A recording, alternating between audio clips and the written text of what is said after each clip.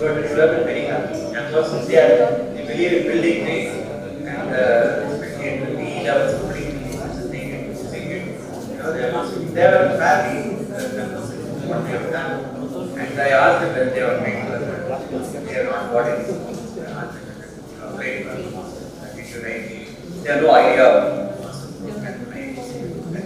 So, in fact, I even thought I should take them information and give it to these people.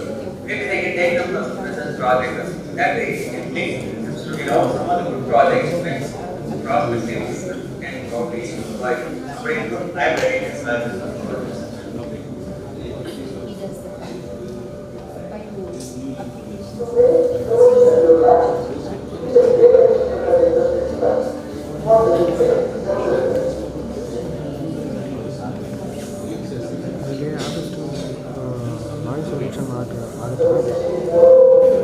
ನಾವು ಆಡ್ತಾರೋ ಮನೆಯಲ್ಲಿ ಈ cable ಒಂದು ಕರೆಕ್ಟಾಗಿ ಅವ್ರ ಹತ್ರ ಇದ್ದಿಲ್ಲ ನಾವು ಏನೇ ಮಾತಾಡಬೇಕು ಅದೇ ಮಿಕ್ಸರ್ ಕಷ್ಟ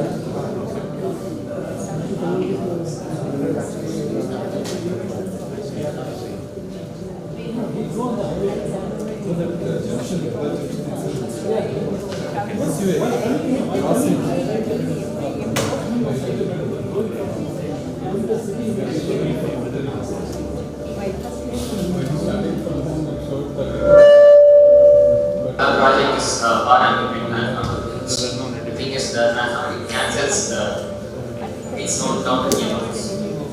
Initially, you can generate. Oh hey, yeah, I'm off to Germany. I've landed a data science role there. It's always good. My goal. To make it a fraud. But I just wasn't sure. Do you lament those years maybe that you could have gotten that free time back and lived more? Not the past is the fiction. The past is the fiction. Don't spend any time thinking about the past. It doesn't exist. It's not real. More advice. Yeah. No, that sounds more totally waste of time to think about the past. There's nothing that you can't go out. Yeah, you have some important lessons to learn.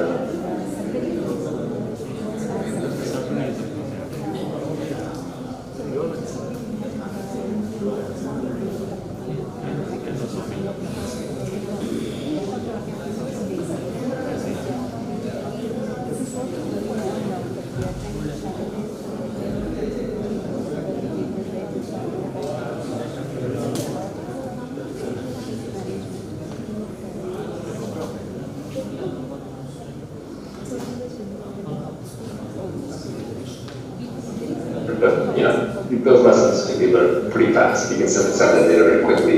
There's no need to run these supply lines. I think people get trapped. A lot of people are sorting out their past. When the past is just entirely contained in your head. It's not anywhere else.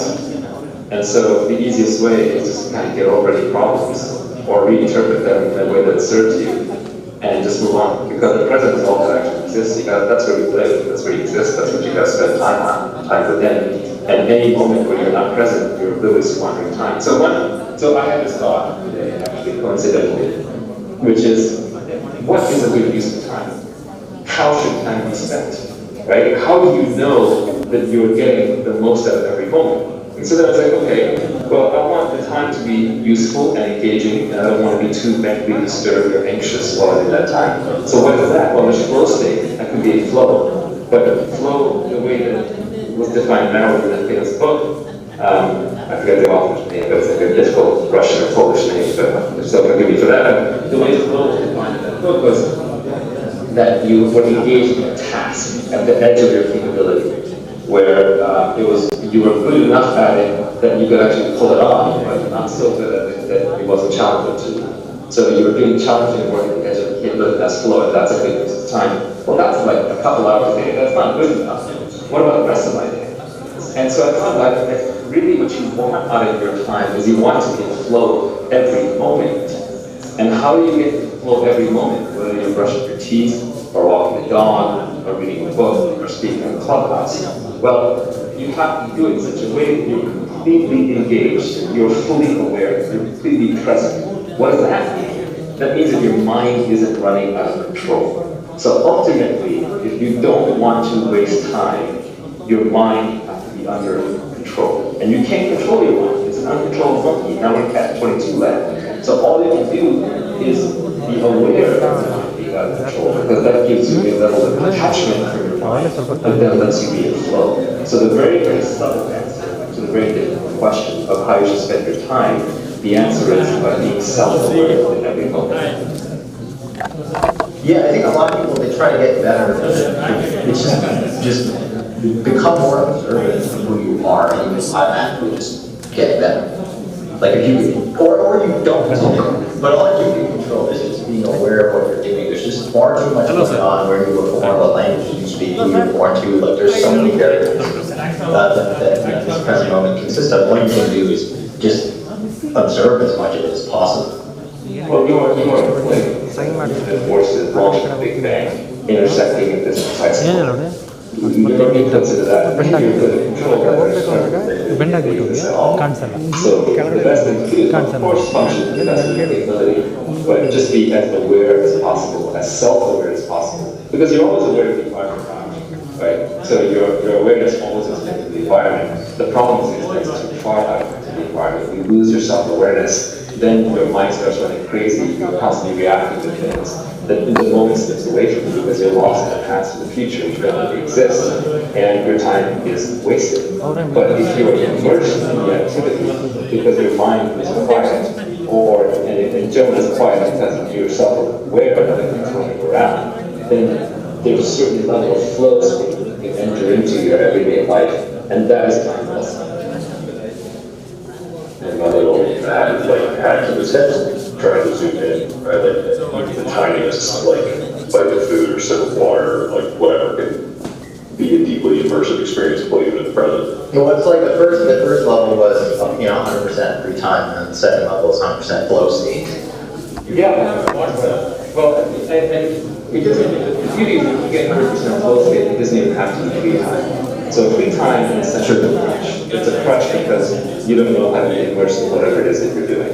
And a truly present person, almost like the enlightened Buddha like me, would be perfectly happy whether he or she was busting rocks at a chain gang, or playing video games, or sitting there staring out into space. Well, I had a tweet today that, we all do this. I want to help creators earn a living doing what they love. And I sort of... I'm filling in the gap. That's all what I have been asked to do, and I am doing it as an obedient president of the Foundation for Advancement of Education and Research. You may be wondering, why do we set up this foundation? This foundation is fairly old. I retired from the Institute of Science, and I have no other job at that time in my hand. So I didn't want to sit at home and then brood and then go into depression, go into the various kinds of situations. So I've been talking to a lot of people and then decided to start a foundation. Even though there were, I think, clear indicators why we wanted to start this foundation. It's not as if out of the hat we did this. And Mahesh Jain has been very kind that Integra will support us, and Integra has been doing a phenomenal job of supporting the foundation, I should say. It's an Integra's foundation today. It's no more my foundation. Okay, let me tell you why did we start this foundation? I have a serious problem with engineering education in the country. have been involved with engineering education in the country for more than 50 years. I visited almost all the IITs, NITs. I visited more than about 100 engineering colleges. I have given approval to 300, 400 engineering colleges under AICTE.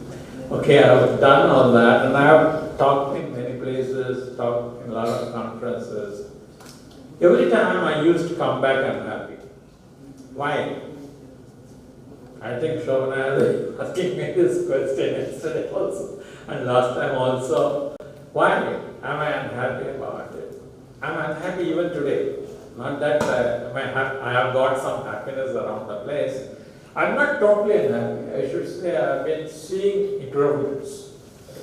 Because I've been part of the World Bank schemes, from the World Bank scheme 1, 2, 3, 4 to take it 1, 2, 3, etc. For the past 40 years I've been involved in the World Bank schemes, which try to help the engineering colleges, polytechnics, and ITIs. Why am I unhappy? I find that the curriculum is here, the practicalities are here. That's the problem I found. What I found was, all of you think that you draw a circle and think engineering is inside a circle. That's where the problem started. Why do you read, why do you do operating systems, why do you do databases, why do you do compilers, why do you do so many other data structures, programming, and so on? Why do you do so many courses? Fine, that is required. That's one side of the coin, but that is not the full coin. The other side is, I firmly believe that engineering is trying to help the people. Engineering is not to live on its own. Engineering is not for engineering, by engineering, of engineering. That's the biggest mistake we are making. Engineering is for people. Engineering is providing support for the people. What are the evidences? I'm saying something, I might have evidence there. Yes. Take finance. My friends are at it for more than 20 years now. Take finance. Take fintech. That is a financial technology side. Integra has been very strong in fintech. Is the fintech engineering application or not an engineering application? Okay? But fintech is not just engineering application. There is also a lot more in fintech than engineering. Okay, fintech has people, the business correspondents or whatever you call them, the people who use the system, the customers, and so on. And then that's one application. Engineering was not known in that application till now. Suddenly it is appearing on our horizon for the past 20 years, not suddenly. Okay. Number 2, e-commerce. Commerce was not something which you thought that it's an engineering job. E-commerce is an engineering job. Number 3, health. Who thought health is has something to do with engineering? But today, yes, it is being done with engineering. Health is very much a kind of an AI-based activity today, okay? So I will tell you what, even governance is under our domain now. So the moment the computers came in, computers changed engineering. But we never understood that. I think 99% of us lived in total ignorance of the fact that computers are changing engineering. That's the biggest problem I found. That we restrict ourselves, we feel that we made a biggest mistake in the beginning. We partitioned engineering into mechanical, electrical, civil, etc. That's where we made our first mistake. And that mistake continued. And that mistake made silos. All it did was an electrical engineer doesn't want to talk to a mechanical engineer doesn't want to talk to a civil engineer, they don't want to talk to others. So we created silos and there is no engineering. You are either a mechanical engineer or a civil engineer, etc. And the problem is 20th century is very fine with that. 20th century was focused, engineering was focusing on industries. 21st century changed all that. What is social network? People driven. What is WhatsApp? People driven. Okay? What is mobile? The whole mobile activities, they are all people driven activities.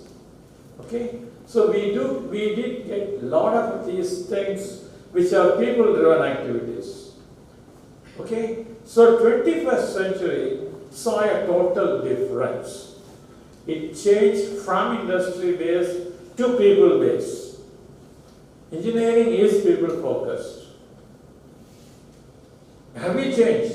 That was my problem. We did. So I felt that we need to focus on 3 or 4 important things. Number 1, we need to focus on technology. If you see FAER's programs in the beginning, they were all technology-oriented programs. Nothing to do with the engineering college curriculum, but something outside the curriculum. We never wanted to get into the curriculum side. We always did something outside the curriculum. We did that. Then came the flood. In 2007, we got a big flood of technologies. We had IoT, we had, you named several technologies which came in, including AI. Does it come? Okay. Okay. So my time is utilized only, I think. So we said that we will go into that. So we wanted interdisciplinary work. Second, this one was interdisciplinary. Third one was converging the technologies. That was my third thing. And I find this year, all the projects are converging technologies. We have either got an application in medicine or some applications in agriculture, some applications in various kinds of things, and most of them are device oriented, most of them have computers in them, and many of them have large amount of data, the so-called data analytics part in that. So all this combined with the AI, you are all in the modern trend, okay? So I thought FAER achieved that. Okay, so that's a great thing for us. And we should really thank all the students here, all the participants. Not only you, but see, you were only half of our regular participants. We had about 20, close to 22 who came on online, but they are not here today. So all the participants, I should thank not them alone. I want to thank the entire 700 proposals which we got, which means about 2,000 plus students who are keen on doing this kind of work. I'm really, really happy with that. Hats off to all of you. That's all I can say. It's remarkable. And you have all done wonderfully well. I find it now, I'm seriously thinking whether I should give the 3 prizes at all. Okay? Should I give the 3 prizes? Why are we discriminating? If all the batches are doing very well, why should I discriminate? Why should I say? Why I'm saying this is, if you don't get a prize, don't get disappointed. You are with us. You have done extremely well with us. You have done wonderfully well with us. So I should thank you all. I should thank all my colleagues. Gopi, who did, I think he's not here, he's with Prasosh. Okay, Gopi, that's fine.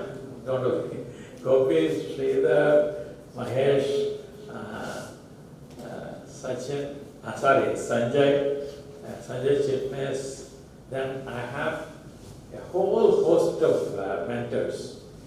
quite a few of them are here, many of them are not here. I should really thank all the mentors. They have put in a lot of effort and they have strived to improve the quality of the program. See, they are our back. These are all our backbone. I am just one who talks, that's all. Okay, thank you. I think that our speaker has come. So we will pass down, unless somebody has a question, quick question. Any questions from audience? Doesn't look like Anything, that. anything, Any topic, any doubt you have? including mechanical engineering, agriculture.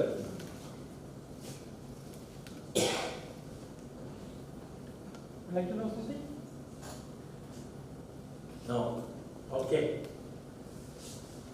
It's coming, right? Yes. Thank you, sir.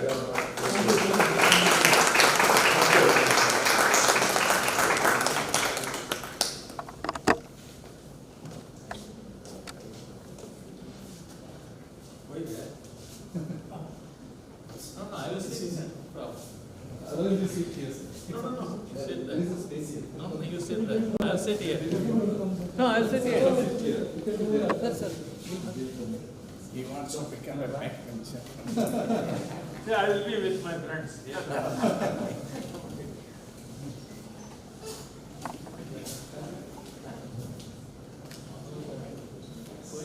So anyone from the students, participants, anyone we are expecting now? Priorities here now. Okay, we'll start in the next 5 minutes. You said no, 4 people came. If you have few minutes, that Yes, sir. 1 minute. Yeah, send it to WhatsApp.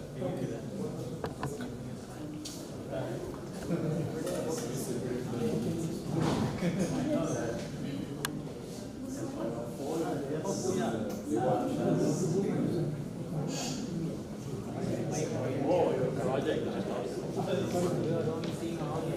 I know.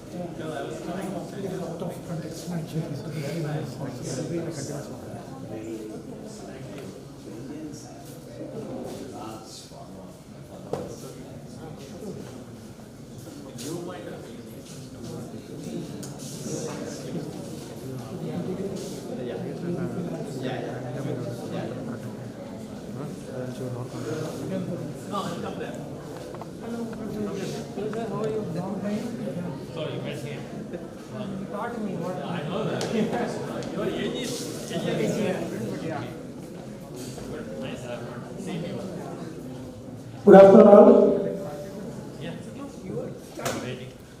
So welcome to today's program. And sorry for the little bit of delay as per the schedule. So now we have first speaker, Professor A.P. Pratosh from Department of Electrical Communication Engineering. I request Dr. Shobna Padmanabhan, Professor and Director, School of Computing and Information Technology, Reva University, to introduce.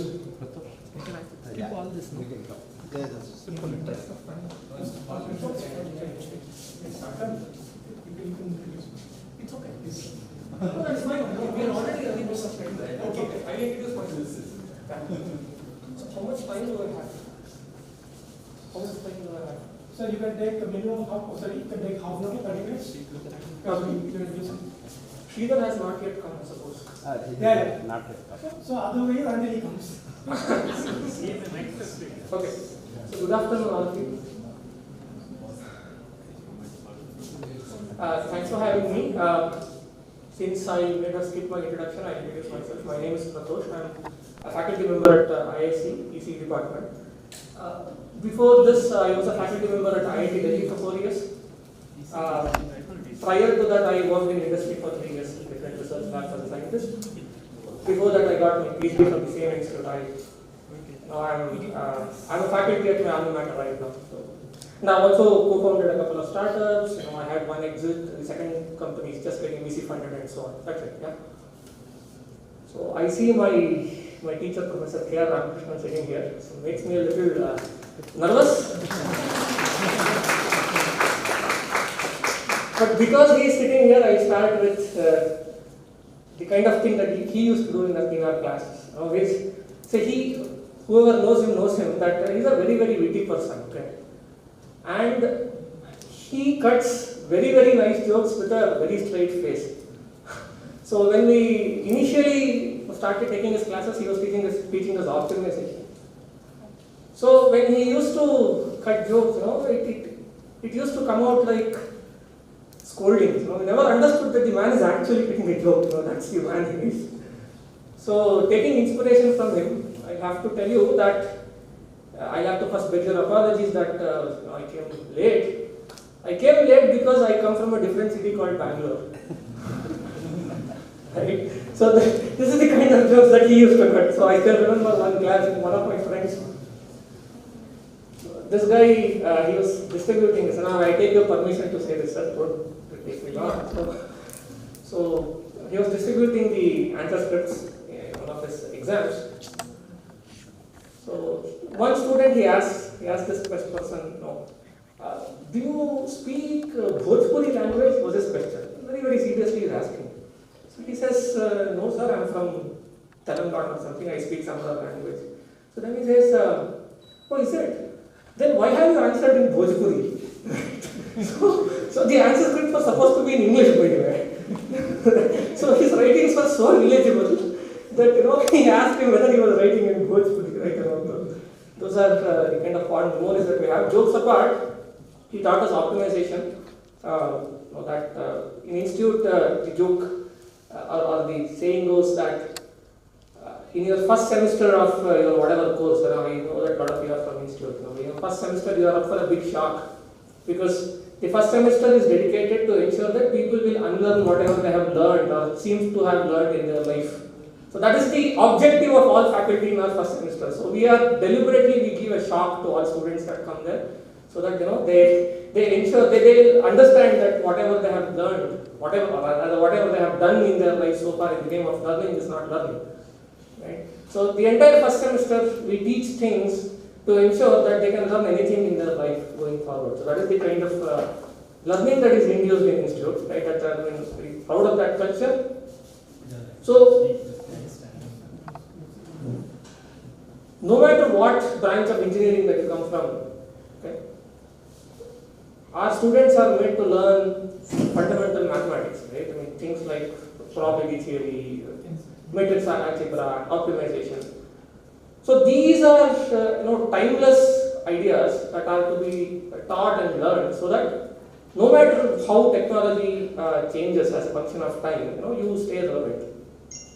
In fact, this sets a nice prelude to the talk that I wanted to actually deliver today.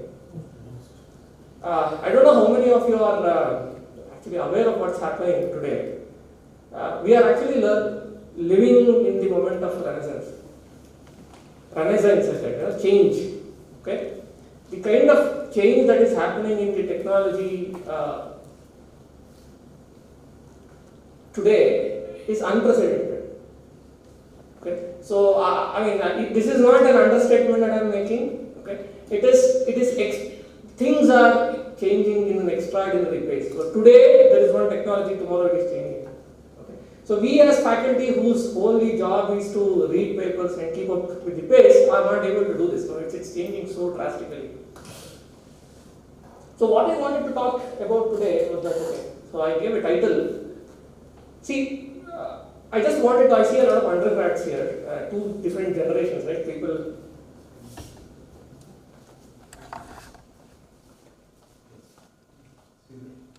People who are at the far end of their career, right? And the ones who are just starting their career.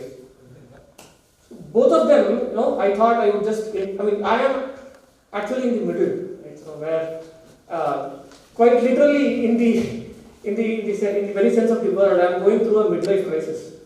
Both at the personal level and the professional level. The questions that I am asking at the professional level, not me, community in general, is that what sort of research do we have to do today? where is engineering, specifically what we used to call as the electrical communication and computer engineering is headed towards today, and what are the research problems that we can ask, right, as individuals, and what can we do as community is the question that I'm asking myself on a daily basis. So I thought I would just share some of the thoughts that I have before you, and maybe just pick your brains on what do you think can be done. Okay. So you all know about the dent that artificial intelligence is doing today, right? 10 years before, when we were students, problem of extracting summary from a text was far from getting solved. So we thought that that's the holy grail. If you can extract what is being said in a given paragraph, then it used to be the holy grail of NLP. I'm not talking about 1 century before. This is only 1 decade before. Okay, and I did my PhD on this area called speech recognition, where the problem was to identify or recognize someone's speech as someone was talking and convert that into text. And we were saying, see, isolated word recognition is a solved problem. It's very easy. So if it's continuous speech with different dialects, accent, everything, it's very hard to solve that problem. And that used to be the case that time. Okay, and computer vision, right? Professor FAER did a lot of computer vision. Those days, given a particular image, identifying different kinds of objects, when there is an occlusion here, and when there are a lot of different orientations of object, etc., was a real problem to solve. Okay. Today, all of them are solved beyond our imagination. Okay. Everything that people used to do in the name of feature engineering is obsolete today. See, old timers would know, right? Solving any pattern recognition problem, you would first solve by extracting features and use that feature in a statistical machinery to do some sort of recognition, right? Today, nobody does feature engineering. You just throw raw data to your neural network and it solves. So I have seen people who have spent their entire career in perfecting the art of feature extraction for a particular problem. So the entire career was spent in extracting features from speech signals to identify one subtype of phoneme. So entire career was done in extracting and identifying vowels or consonants from speech signal. 50 years, people used to stare at spectrograms and see what sort of features, Same can be said about computer vision as well. So SIF features and Gabor filters and whatnot. How do you identify an edge? How do you identify different kinds of occlusion, etc.? People spend careers. Imagine, come neural networks, right? All of this become obsolete. Okay? Nobody does feature extraction anymore. So the way to solve now an intelligent problem is to simply throw data at your machine and whatever give your labels, and it will solve the problem for you. So I think this happened in 1990. People were trying to solve the problem of speech recognition using the physics of the problem. So the idea was you model your speech signal as the convolution product of some source signal, and there were some filters. You model your entire speech apparatus as filters and model them as concatenation of several waveguides of different lengths and widths. Use physics and boundary conditions to come up with a differential equation that would model that particular process and solve speech recognition as an inverse problem. This is how people were solving speech recognition in 1980s and 90s. So IBM comes up with this machinery called hidden Markovian models, which is a fully statistical based end-to-end ML design, and they solve the problem of isolated word recognition and demonstrate this in 1990, one of the conferences. You know what? People who are doing this physics of the problem kind of stuff said this. They called this ignorance modeling. They said that you don't know how the underlying physics is working. So what you did was you just modeled your ignorance using some statistical machinery. Today, if you look at it, human intelligence has been mimicked. And it has been mimicked in a way which is better than human beings. So I call it the moment of intelligent industrial revolution. What do I mean by this? Go to 1600s, not 1960s, 1600s. that time, people who had a lot of muscular power used to be valued a lot because they can lift a lot of weight, they can move things around and all that. Come mechanical machinery, they were all made obsolete. Why? Because these machines could do what they could do at 100x efficiency and 1 by 100th cost. Right? All those people were actually put out of job, right? Now, from 1600s to 2020s, we thought we are special as human beings because we are intelligent. Today, just like the muscular power was put out of job in 1600, human intelligence is getting out of job. So that's happening. It's both good and bad if you look at it, right? And it's good because it's remarkable what human beings have achieved. Okay? Because there's no limit to what one can do with the kind of tools that we have today. It's truly remarkable. It's also scary because any change, right, any significant change in technology would make human beings, any change would shake a society, right? We'll have to come up with a parallel economic model today. We'll have to come up with a parallel industrial model. We need to come up with a parallel interhuman communication model. So that is the kind of epoch that we are standing today. So if you do not appreciate what I am saying, please try one of these AI agents in your day-to-day work. It does pretty much everything that you want it to do. Okay? So if you are a boss, you have 10 employees, and if your employees complain to do something, just ask an AI agent to do it. It will do it for you without any complaints. So you can give the same task to that agent 100 times. It will do that task 100 times in 100 different ways without complaining. Isn't it amazing? So, in fact, I do a lot of experiments with these agents today. Okay? I created a question paper that would solve my graduate level class in IISc. I did a deep learning course. I asked GPT to solve it. It solves with 100% accuracy. And these are novel questions. These are not the questions that are there somewhere. Okay? If you have seen the news, GPT is now getting medals in international mathematical Olympiads. It's clearing JEE. Okay? It writes code for you. It builds apps. Now, this makes us human beings ask a fundamental questions to ourselves. What makes us humans humans? All this while we thought that we were intelligent and that's why we are human beings.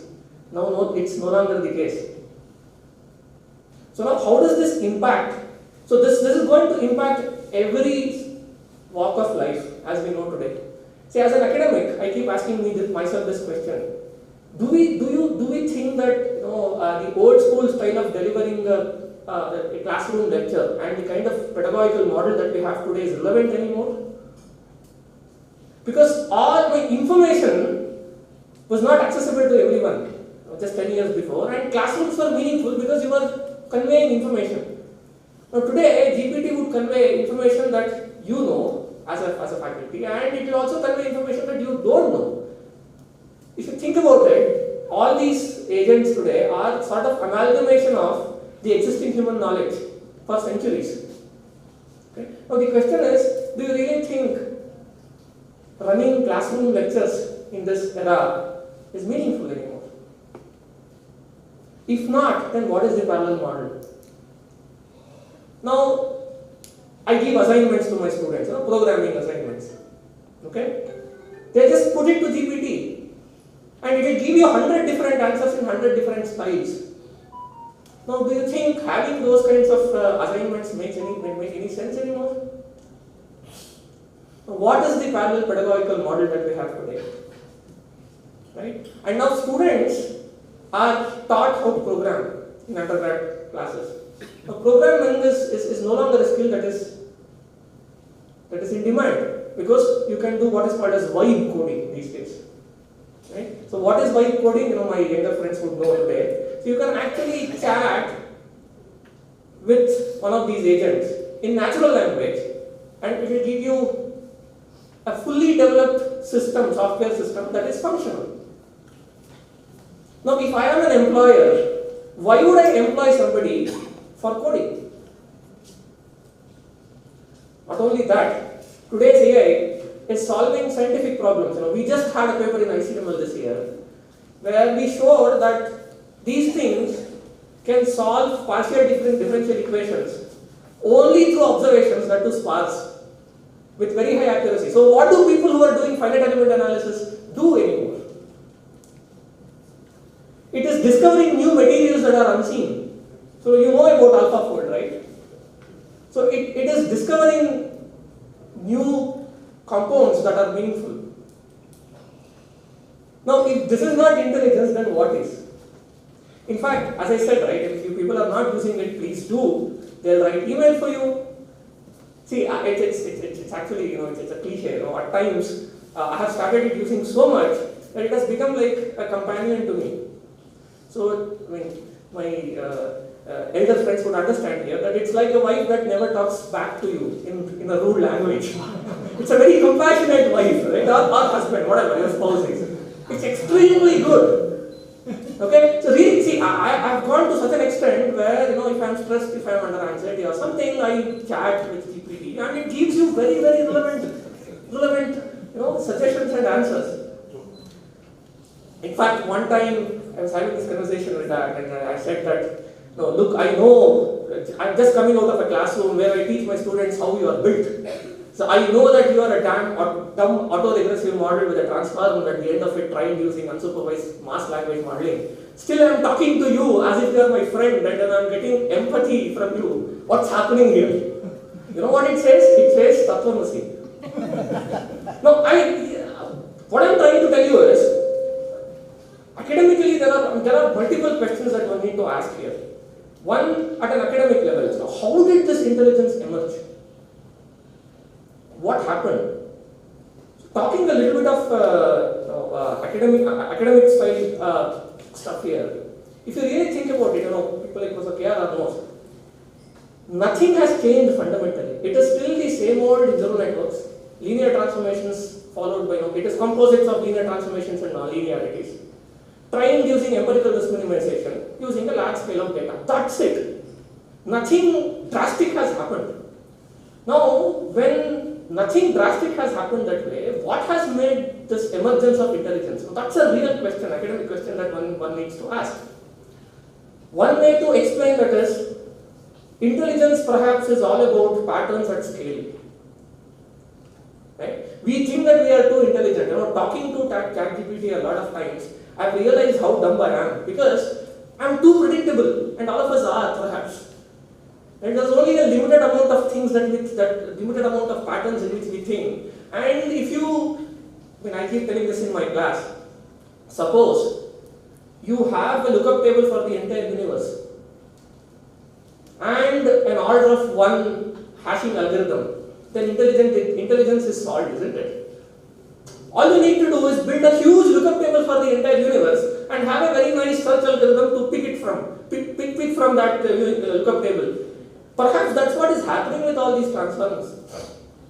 They are trying on the amalgamation of entire human data that was created, right? And the kind of parameters that we are talking about. I think this happened in IIT Delhi, one of the senior professors that I was talking about. See, just in front of IIT Delhi, there exists an institute called Indian Statistical Institute. So where people like C.R. Rao and all these people, right, they were there. So I was talking to a professor in economy. So this guy was telling me that we know that you people in ML do a lot of statistics and all that. What is the number of parameters that you use in your models typically, right? So I said those days, right? I told him that the parameters are of order of, let's say, hundreds of thousands and all. He said, who calls that a model? In our field, we fight for 5-parameter model versus 6-parameter model, which is better, which is worse, and all that. We're talking about hundreds of thousands of parameters. What sort of a model is that? Was the question that he asked me. Today, do you know what is the size of the parameters of these models? They are in billions, if not trillions. So billions of parameters of model trained on trillions of tokens of data using the same old principles that people like AR taught us. So the one important question that one would ask is, where did this intelligence come from? If you flip that question, it becomes a philosophical question. The philosophical question that one would ask is, we, the so-called human beings, are we nothing but patterns at scale? So there is this whole debate about the human beings fundamentally being different from the so-called innate objects, and there is something called intelligence that is innate and so on. If you think about it, the parallel to that is this whole thing called intelligence is an emergent principle, right? Somehow something happened and this magical thing called intelligence emerged. That's exactly how it has happened with GPT and all this, right? So now it becomes a philosophical question that as we think that we are unique as human beings, are we really unique? So these are some of the deeper questions that one would ask. But now that I'm talking to a lot of young people here, one thing that I thought I would ask you people, also make you think about this. See, I would not be a student at this point in time, because it's very difficult to be a student at this point in time, because you don't know what to learn, really. So in our times, right, we knew what to learn. See, the thing is, what do you want to learn? You want to learn something that would keep you ahead of the race, isn't it? We are all competing. Especially in a country like India, we have very few things and a lot of people are competing, and you always want to be at the ahead of the curve. And how do you do that? You learn a skill that is very sparse, right? You learn something that nobody else would learn, or very few people would learn, and hope that somebody will value that skill that you have learned. Today, the entire human value system is changing because of this. The question is what you learn. See, I have a 10-year-old daughter now, okay? I'm genuinely concerned so as to what should I teach her,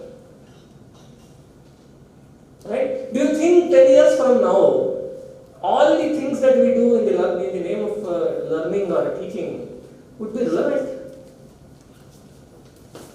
It's very, very hard, right? I mean, as I said, I would not imagine being a student at this point in time, because I really don't know what to learn. Okay. I've been thinking about it for a long time, because I am in the business of pedagogy, right? I need to ask and answer this question. I need to be honest with my students and ask them, why are you doing what you are doing, right? And all the news that you read about job losses and so on because of the AI is very, very evident. See, as I said, very recently, as we are talking, I'm actually on leave from IISc because I'm running my company. We just raised some VC money. And I know, right, when I go to market, when I hire people, see, all these, I mean, when you are an employee, you never think about your employer, right? Employer is always the bad person, right? I mean, the so-called capitalistic employer who is trying to see you as a resource and write you off and so on. But if you become an employer, the real problems are to be seen. See, why would I spend money on a human being, right, who would complain me and who has limited capacity, while I can spend a fraction of that money and get 10 times job done using AI? It's anybody's guess, right?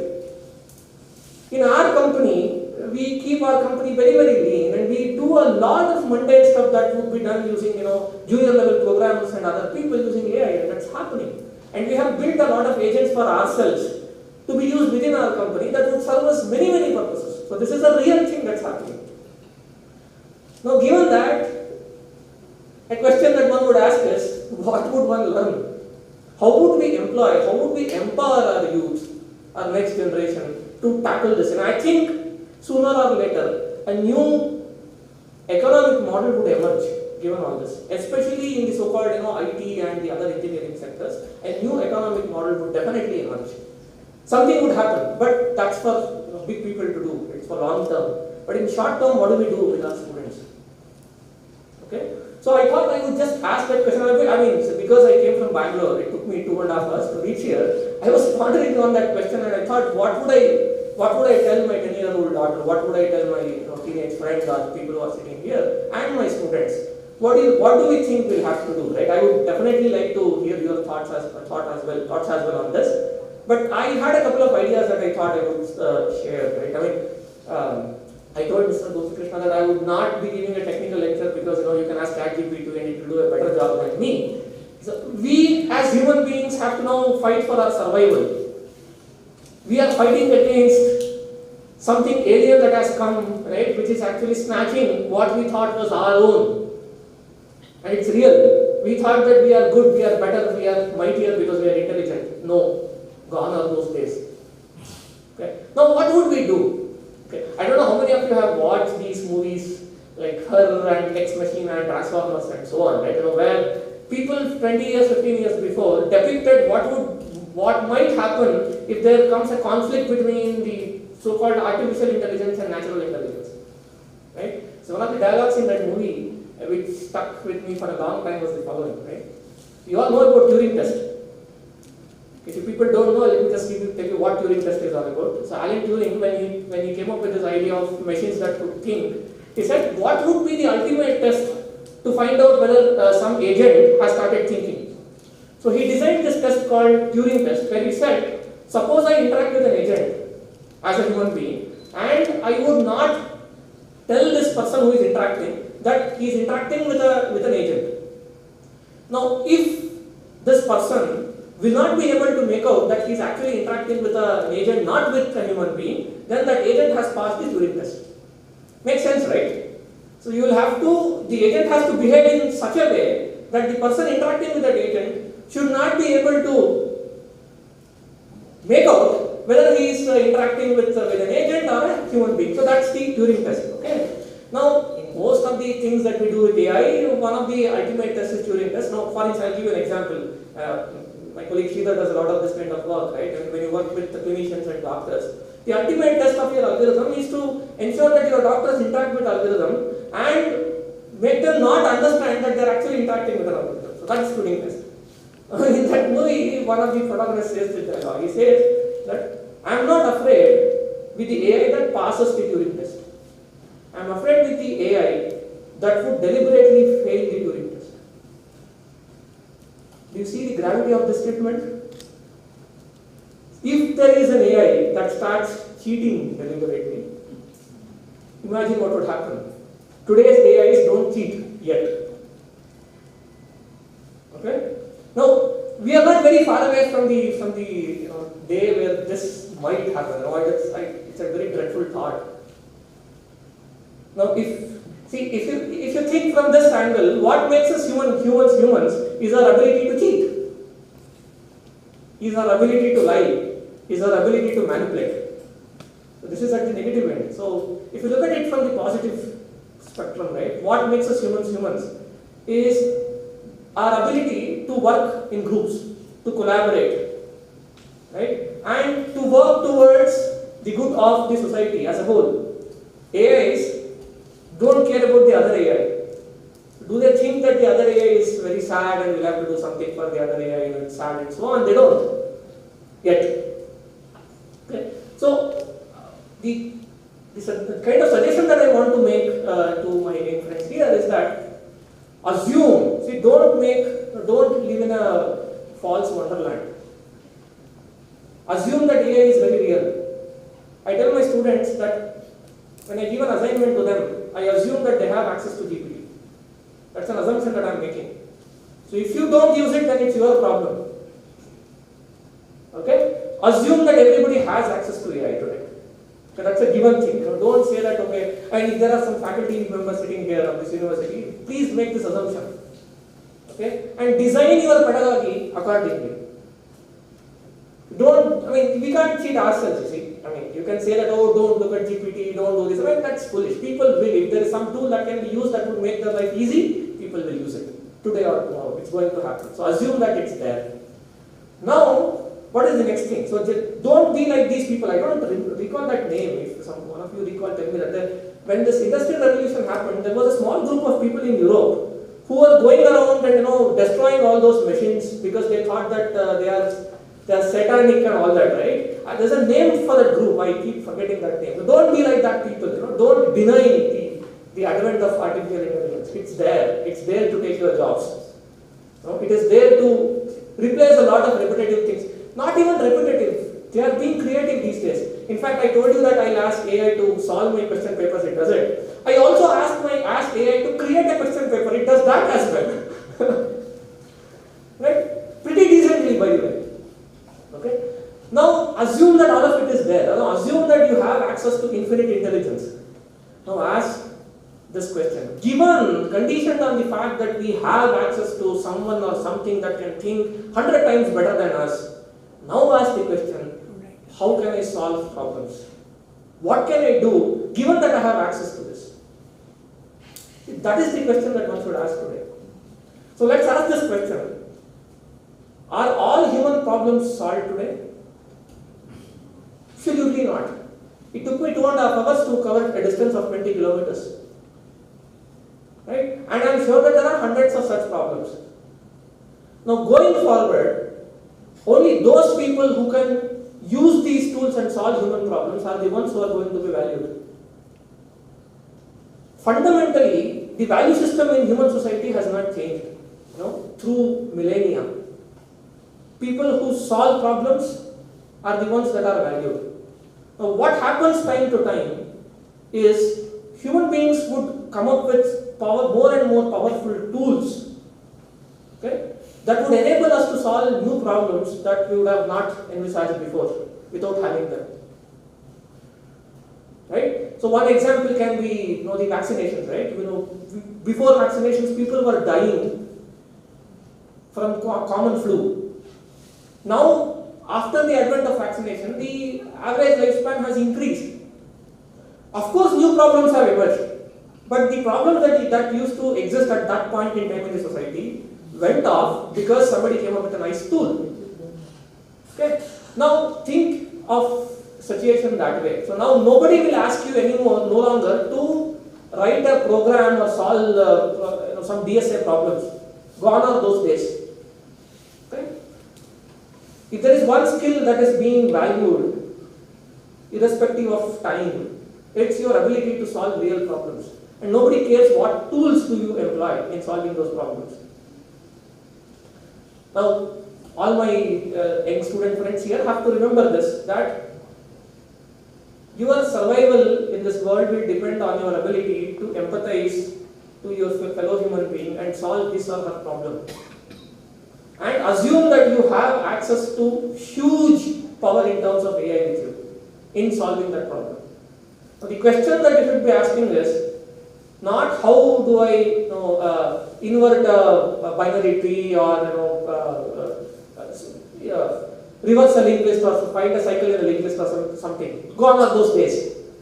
The question that you should be asking yourself is, given that all this will be done using an AI, what sort of real problem in the society can I solve? And as teachers, we'll have to equip our next generation in doing this, in identifying the real problems in society and solving them. Now, if that costs our jobs, so be it. So, I keep asking this question to my colleagues all the time. Suppose one of your students comes up with an AI that does better teaching than you. Would you encourage that student or discourage that? So that's an existential crisis question. Right? So now, right, I talk to a lot of doctors while solving these AIs and all that, building some AI and all that. Every time I talk to them, they ask me this existential question. Whatever you are building, does it make me obsolete? Does it make me put out of job? In a friendly note, I ask a lot of my friendly doctors, I tell them that isn't it a good thing? Right? Ultimately, if AI does all the so-called intelligent job that human beings would do, then we would happily, we can recite poems, we can pursue art, poetry and whatnot. One of the funny comments that I read somewhere is that I thought that I would build AI so that it does everything mundane and I would do poetry, art, but what's happening is the other way around. AI is writing poetry and I am doing the grunt work right now. Right? So that should not happen. So as I said, if you have not used it, please start using it. It's not an understatement to say that AI is extraordinarily powerful and it can intervene in all walks of your lives, and it's very, very powerful. Don't try to avoid the problem, embrace it and see it as a positive blessing that the human race has gotten, and ask bigger questions. How can we solve the real problems that is bogging human society using this tool that we have, which is extraordinarily powerful? right? So I think with that note, I will stop. It's 3:30. So yeah, I beg your pardon if you were expecting some technical lecture and I didn't deliver that. So I thought it's very easy for ChatGPT to. In fact, I tell you, you do this exercise. All my student friends, go to my webpage and you see a laundry list of papers that I have published. Okay. Now suppose you are interested in one of them, just take the PDF of that, give it to ChatGPT, and ask it to convert it into a nice lecture in Prathosh's voice. It will do it for you. Right? So with that note, I will stop. Okay, and all the best to all of you.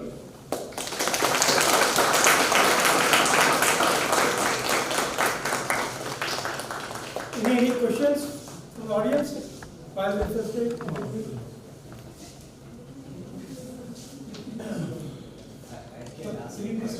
Please. When do you think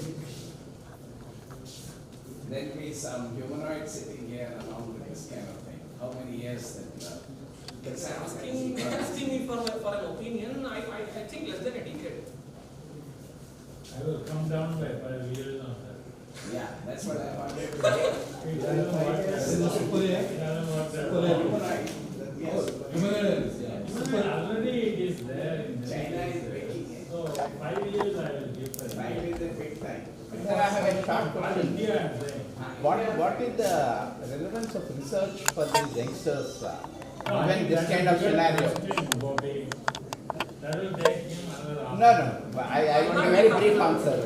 Because he wanted to address that. He was talking about it. He talked about the research. He is talking about open your mind first. That's what he has already said that. See, the thing is, one needs to look at real problems that are around. Not look at some esoteric thing that is there, some white man has said for us. Right? I mean, how can we solve problems that are around? See, one simple thing could be that how do we provide enough for this huge population that we have in our country? Do we have an answer for that? We don't know. So, There are three problems that AI has to solve for India. Tutoring. That means I should get the same tutoring as what, let's say, Stanford University in West Professor can give me. Healthcare. Why not IISc? Why Stanford? Okay, ISC can give it. You are all my students. Okay, second, the healthcare. Not her Stanford. Well-being. So that's the second one. Third is the governance and the law and governance. So all these three problems is what our Prime Minister also has recognized, and I'm sure for a country like India, if you can democratize it to the extent that you don't care now from calling a number, a phone call, you feel it's almost weak. So the same way it should come, then perhaps the mankind will benefit. This is what my long-term problem is on. see, we are talking about sovereign AI and so on. Right? In fact, I am part of this mission called India AI mission and all. Yeah. There's a lot of impetus towards building our own AI and not making different. So I'm saying it should start from there. Right? I mean, see, tomorrow, if someone makes a policy decision saying that as a country we should not be using the AI that is built elsewhere, we are stuck.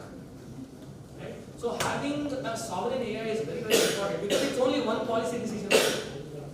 See, we have all these twins, DeepSeeks and so on. All of them have been trained by people in China. Now, that becomes a political question to ask. But suppose somebody tomorrow wakes up, either in China or here, and says that we should not be using that. That's it, no. We should not be, see, because this technology is so powerful and ubiquitous, we should not be ending up in a situation where we are dependent on someone else's model to do everything. So it's very, very important that every country would have a model that is world class, so that tomorrow if someone takes a policy decision, we are still able to use it. So that those efforts are happening. We're still far away from that. Yeah. This AI is artificial intelligence and not Air India. Come again? This AI you are talking is artificial intelligence and not Air India. Prove it. I think, Students, any questions from your side? I think. Thank you. Now, I request Dr. Shobna. Can you please come in the middle? Thank you.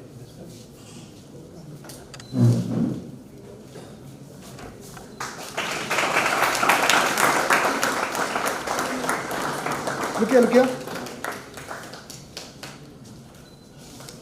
Okay, sir. Now I request Dr. D.K. Subramanian, Student of FAER, to give a memento to.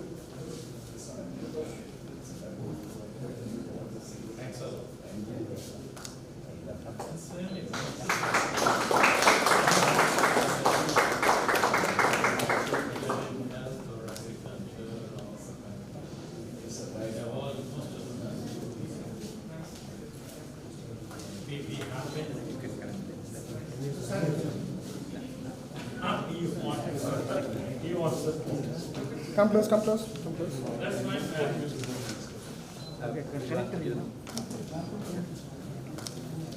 Thank you.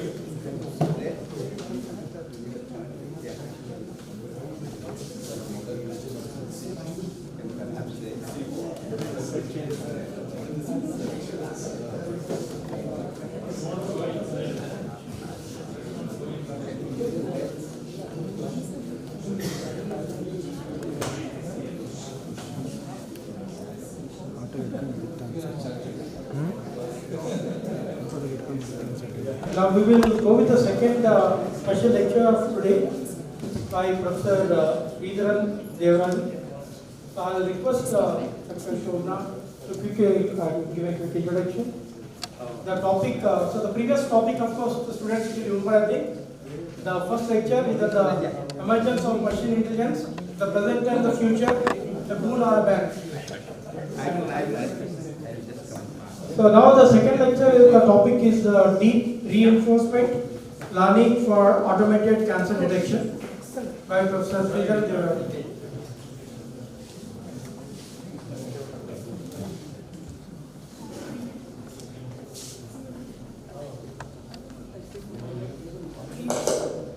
Hello everyone. It's my privilege to introduce Dr. Sridharan Devarajan, an assistant professor at the Center for Neuroscience and associate faculty at the Department of Computer Science and Automation at IISc Bangalore.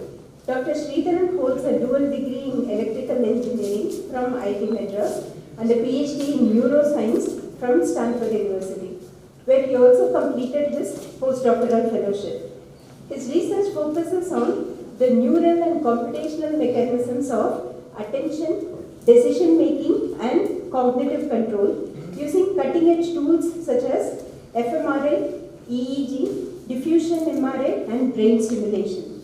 He has been recognized with several prestigious awards, and that's why I have to use a paper here to remember all the awards, including the Swarna Jayanti Fellowship from the Department of Science and Technology, DST, the Wellcome Trust DPT India Alliance Intermediate Fellowship, and the Ramalinga Swami Re-Entry Fellowship. Dr. Sridharan's interdisciplinary work blends neuroscience, engineering, and computation. His lab is also pioneering applications such as real-time brain-computer interface and neurofeedback systems that aim to enhance attention in both healthy individuals and clinical populations. We are honored to have him here with us today. Please join me in welcoming Dr. Sridharan Devarajan.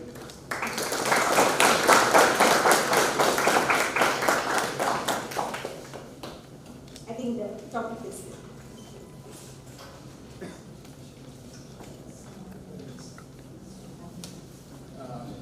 thanks everyone for the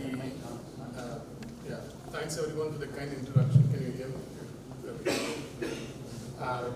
I'm sorry that I have to present from here because I have to change slides and lots of animations, and it won't work if I give instructions from. So I have to present from here. But I hope that I can hold your interest on the slides there rather than myself. Because all you need to do is hear what I'm saying, but pay attention to the slides there. Sorry. Okay. So the topic of today's lecture is going to be about how you can use AI in medical applications, right? So that's the bottom line topic. And like Professor Pratosh mentioned some time back, doctors are overburdened in our country, right? There's like, if you have a patient and you go to them with an MRI image or you go to them with some kind of scan, the number of clinicians who are experts, who are well trained, who can look at that image and diagnose, that's very less compared to the population size that we have, and this problem becomes even more when you go to rural areas, right? So one of the things that we are hoping to do is to develop a very efficient way with which we can look at particular kinds of images that are diagnostic of cancers and then give that diagnosis using AI. Right? This is the basic idea here.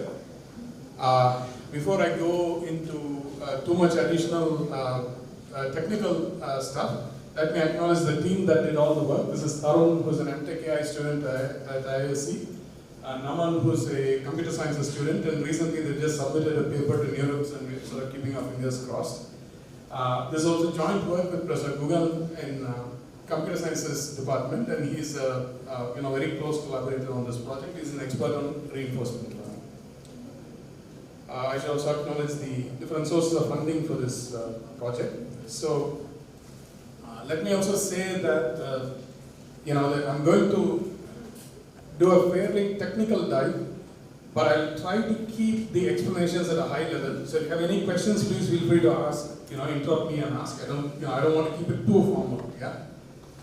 So these are the different parts of the my talk. We're going to start by asking, what's the main challenge, right? Why do we believe it's difficult for clinicians to do this kind of cancer histopathological analysis? What is some of the previous work that has happened in this domain? What does deep reinforcement learning bring to this domain? What are our methods and how well do they work? So this is the broad outline of the presentation. So we'll start out with the challenge. So how many of you here, just as a show of hands, know what cancer histopathology is? Does anybody know what cancer histopathology is? Quick show of hands. Yes, no, you've heard the name. I've heard the name, but I don't know what it is. How many people? Okay, great. So it's basically what you do is, if you want to know, you want to confirm, right, that somebody has cancer or not, you have to take some tissue from their body, particular part of the body, and then put it under a microscope and examine it. Look at all the cells in detail to see if some of the cells have become abnormal, they've become pathological, if they become cancerous, are there tumor cells amidst the healthy cells, and so on. Typically what clinicians do is they inject a dye, so that dye allows you to stain the cells, right, so they become easy to visualize. You take a little bit of tissue, in this case from the lymph nodes, so particular types of cancers you can do this. Cut that tissue very finely, right, you make very, very fine sections, mount them on a glass slide slip, put that slide slip under a microscope, and then look at it in high magnification, carefully to find these cells, right, the little particular kinds of abnormalities will be there in the cells, and with that you can tell, a very trained clinician, also called a histopathologist, can tell whether there is a cancer in the tissue or not. And it's called histo because histology refers to the study of cells and pathology refers to disease. So because you're looking at a cellular resolution to diagnose the disease, it's called histopathology, right?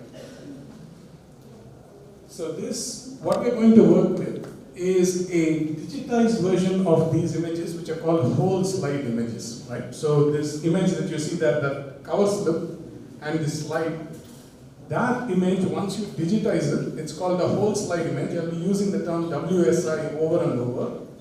And what is the problem here? The problem is that looking at these WSIs in high resolution is a manual and highly time-consuming process. You have to go through it very, very slowly, right? So let me give you an example. So this is an example of a very standard benchmark data set called Chameleon 16. And what you see here on the right side is the whole slide image, the WSI, but it's at a low resolution, right?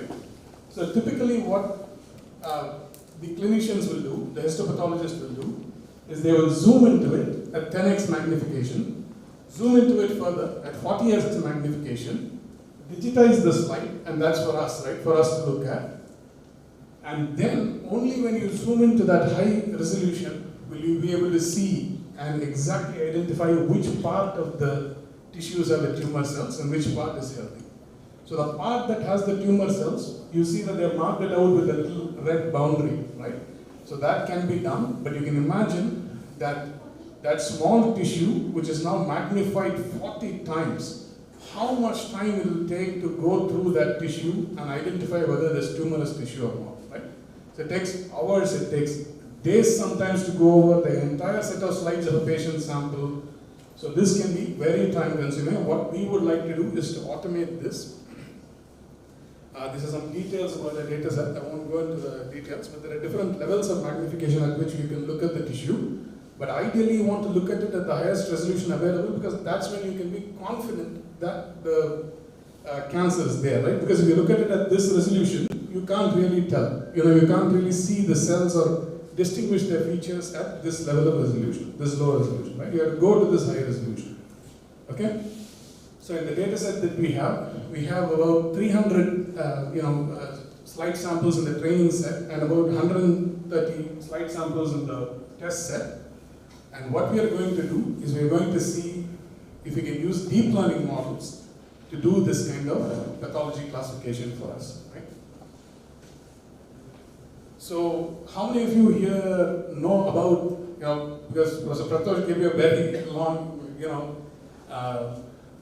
so I would say advice saying that you have to now subscribe to deep learning models. But how many of you know about these deep learning models?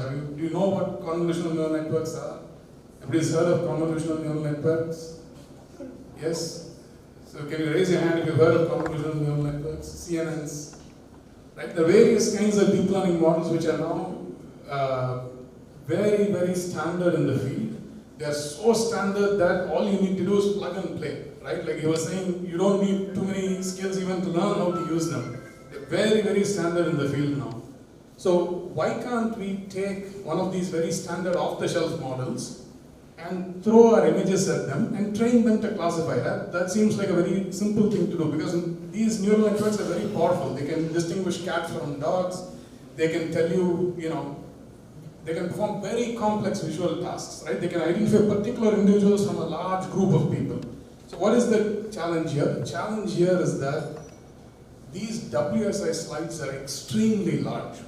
When you go into this 40x magnification, you have 1 lakh pixels on each side, right? So you have a gigapixel resolution type images, and these will not fit into a single GPU. You can't take the image, load it into a single GPU, and then run your deep learning models. You have to do something that's a little bit more intelligent than that. And the existing methods that are there, and I'll talk to you a little bit about them, they're all computationally very intensive. And the other problem, of course, is that the diagnostic regions are very sparse. What this means is that in the entire slide, you may have a small portion, right, like 5% or 10% that has the tumorous cells. The rest of it will be normal.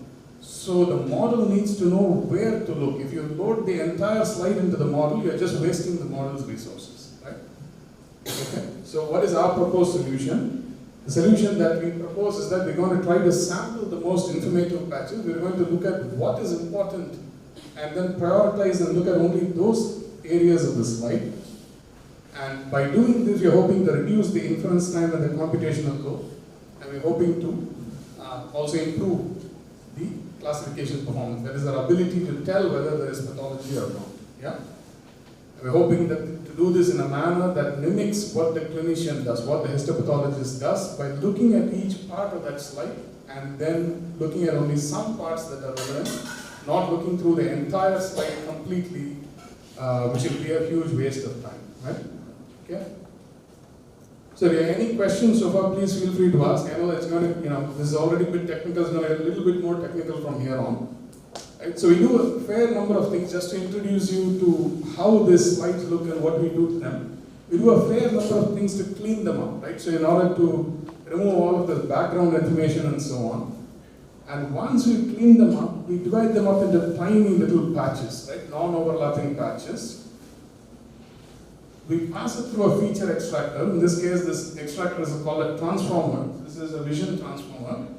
And what that does is it creates a simplified, sort of smaller feature representation of this low resolution image, which is capital N cross D, right? So every little patch is, reduced to a D-dimensional feature representation, and there are capital N of these little patches in a low resolution slide, right? So far so good, because now what we are going to do is we're going to zoom in, and we're going to see what is there in a single low resolution patch. A single low resolution patch actually has 16 high resolution patches, right? So if the model decides to zoom into a particular slide, this is what it's going to see. That very high intricate pattern that you see there with lots of fine details, right? That's what the model is going to see, and if you pass that set of patches through a VIT, you get an even higher dimensional feature vector, which is M cross K cross D. There K is 16 because every low resolution patch has 16 high resolution patches associated with it.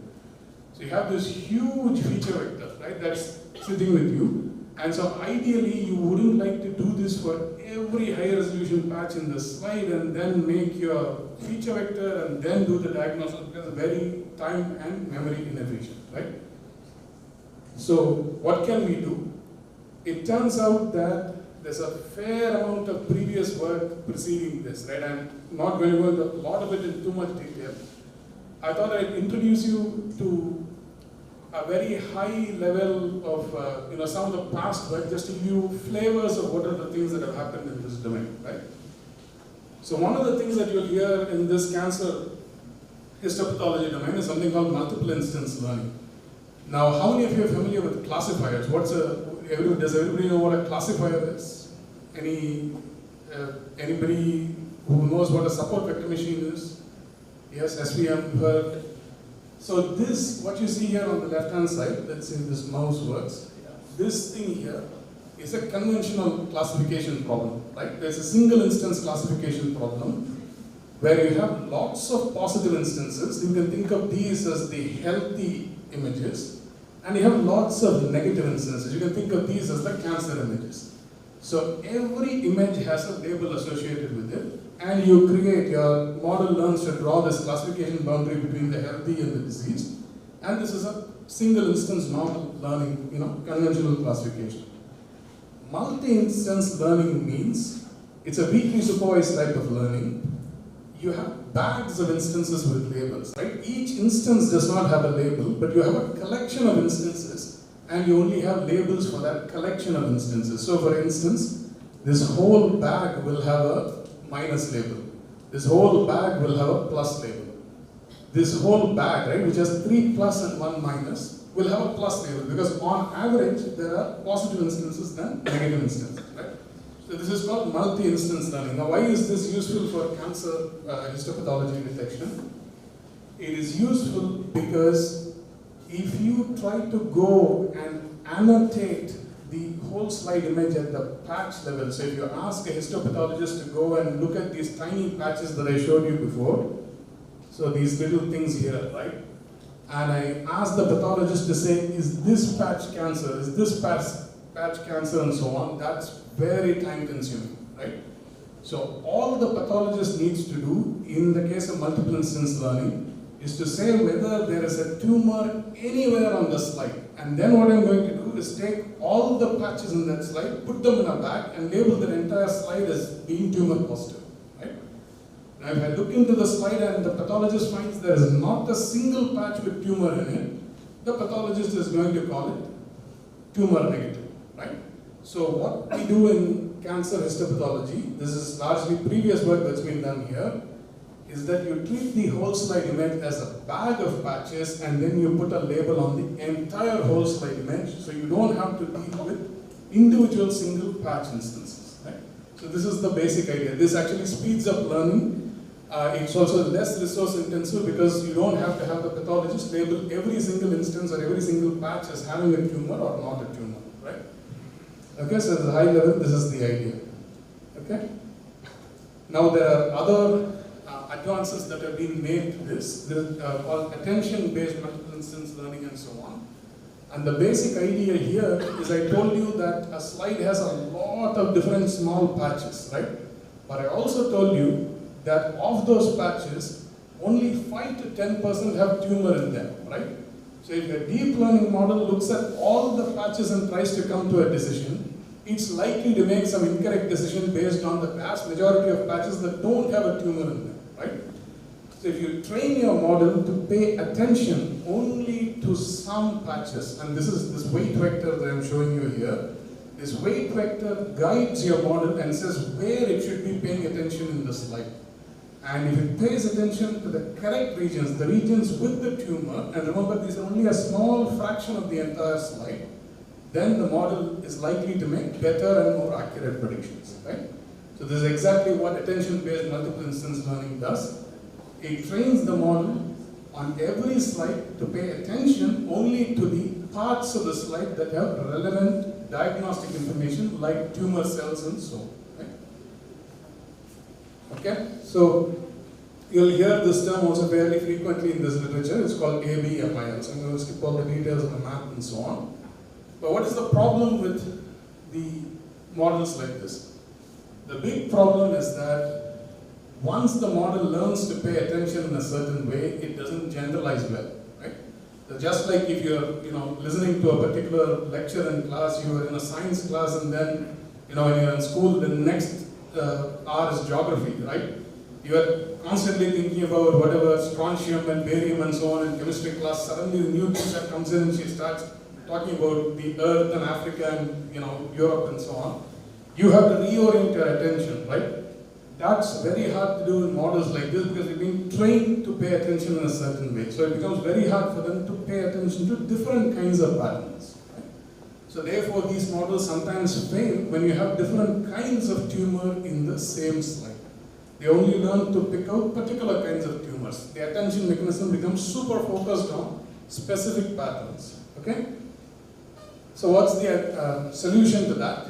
You basically train what are called the ensemble of attention heads. Basically, you have a whole range of attention heads. One looking at one type of tumor, another one looking at another type of tumor pattern, and so on. You have many different tumor patterns, and then you let the model predict by looking at all possible kinds of tumor patterns. It makes a decision about whether the slide has a tumor or not, right? So this is essentially what this particular model does. So I'm going to skip again some of the mathematical details. So we have all these different models. These are all excellent models that are state-of-the-art for actually cancer diagnosis. But many of them can do as well as a clinician can do, and sometimes even better. But what is the problem? The problem is that they're all time-intensive and inefficient because they're going to look at every single patch at high resolution in order to make the decision. Right? Where that's very, very time-consuming and expensive because these patches are large, like gigapixels in size, right? Huge whole slide images. Okay. So what do we do? What do we do to solve this? So here comes deep reinforcement learning. So this is where this famous DRL models come. So now, how many of you have heard of reinforcement learning? Have you heard of it in popular context because it's been in the news recently, right? For various interesting reasons. So typically, deep learning models, they train either with a supervised objective or there are unsupervised deep learning models. But reinforcement learning is a very unique type of model, right? Because it trains in the same way that a human would train, by trial and error. And then when I asked, like Pratosh did, suggested, I actually asked Gemini to produce a definition of reinforcement learning, and it came out with a very nice definition. Which said it's a type of machine learning where an agent learns to make decisions by interacting with environment and receiving feedback in the form of rewards or penalties. So that's how a reinforcement learning agent learns. It is not given all of the information. So let's say I'm an agent, and imagine that this room has a lot of haphazard chairs, right? It's like a maze. And I have to navigate through this maze and find my way to the exit.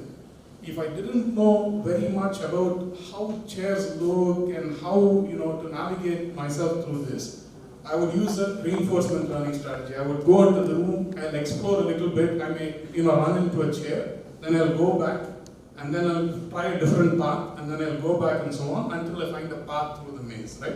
So that type of trial and error learning is what we call reinforcement learning.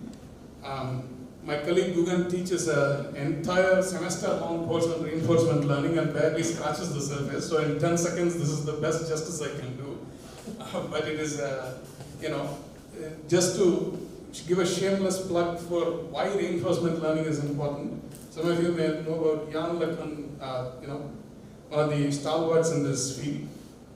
He said if intelligence is a cake, the bulk of the cake is unsupervised learning, the icing on the cake is supervised learning, and the cherry on top is reinforcement learning, right? He actually meant that to mean that reinforcement learning is actually only a small part of all of this, but in my view, he's talking about reinforcement learning as the pinnacle of all of, this type of machine learning that happens. But in any case, so this is a very, very interesting way by which machines can learn in the same, using same types of algorithms that humans use, right?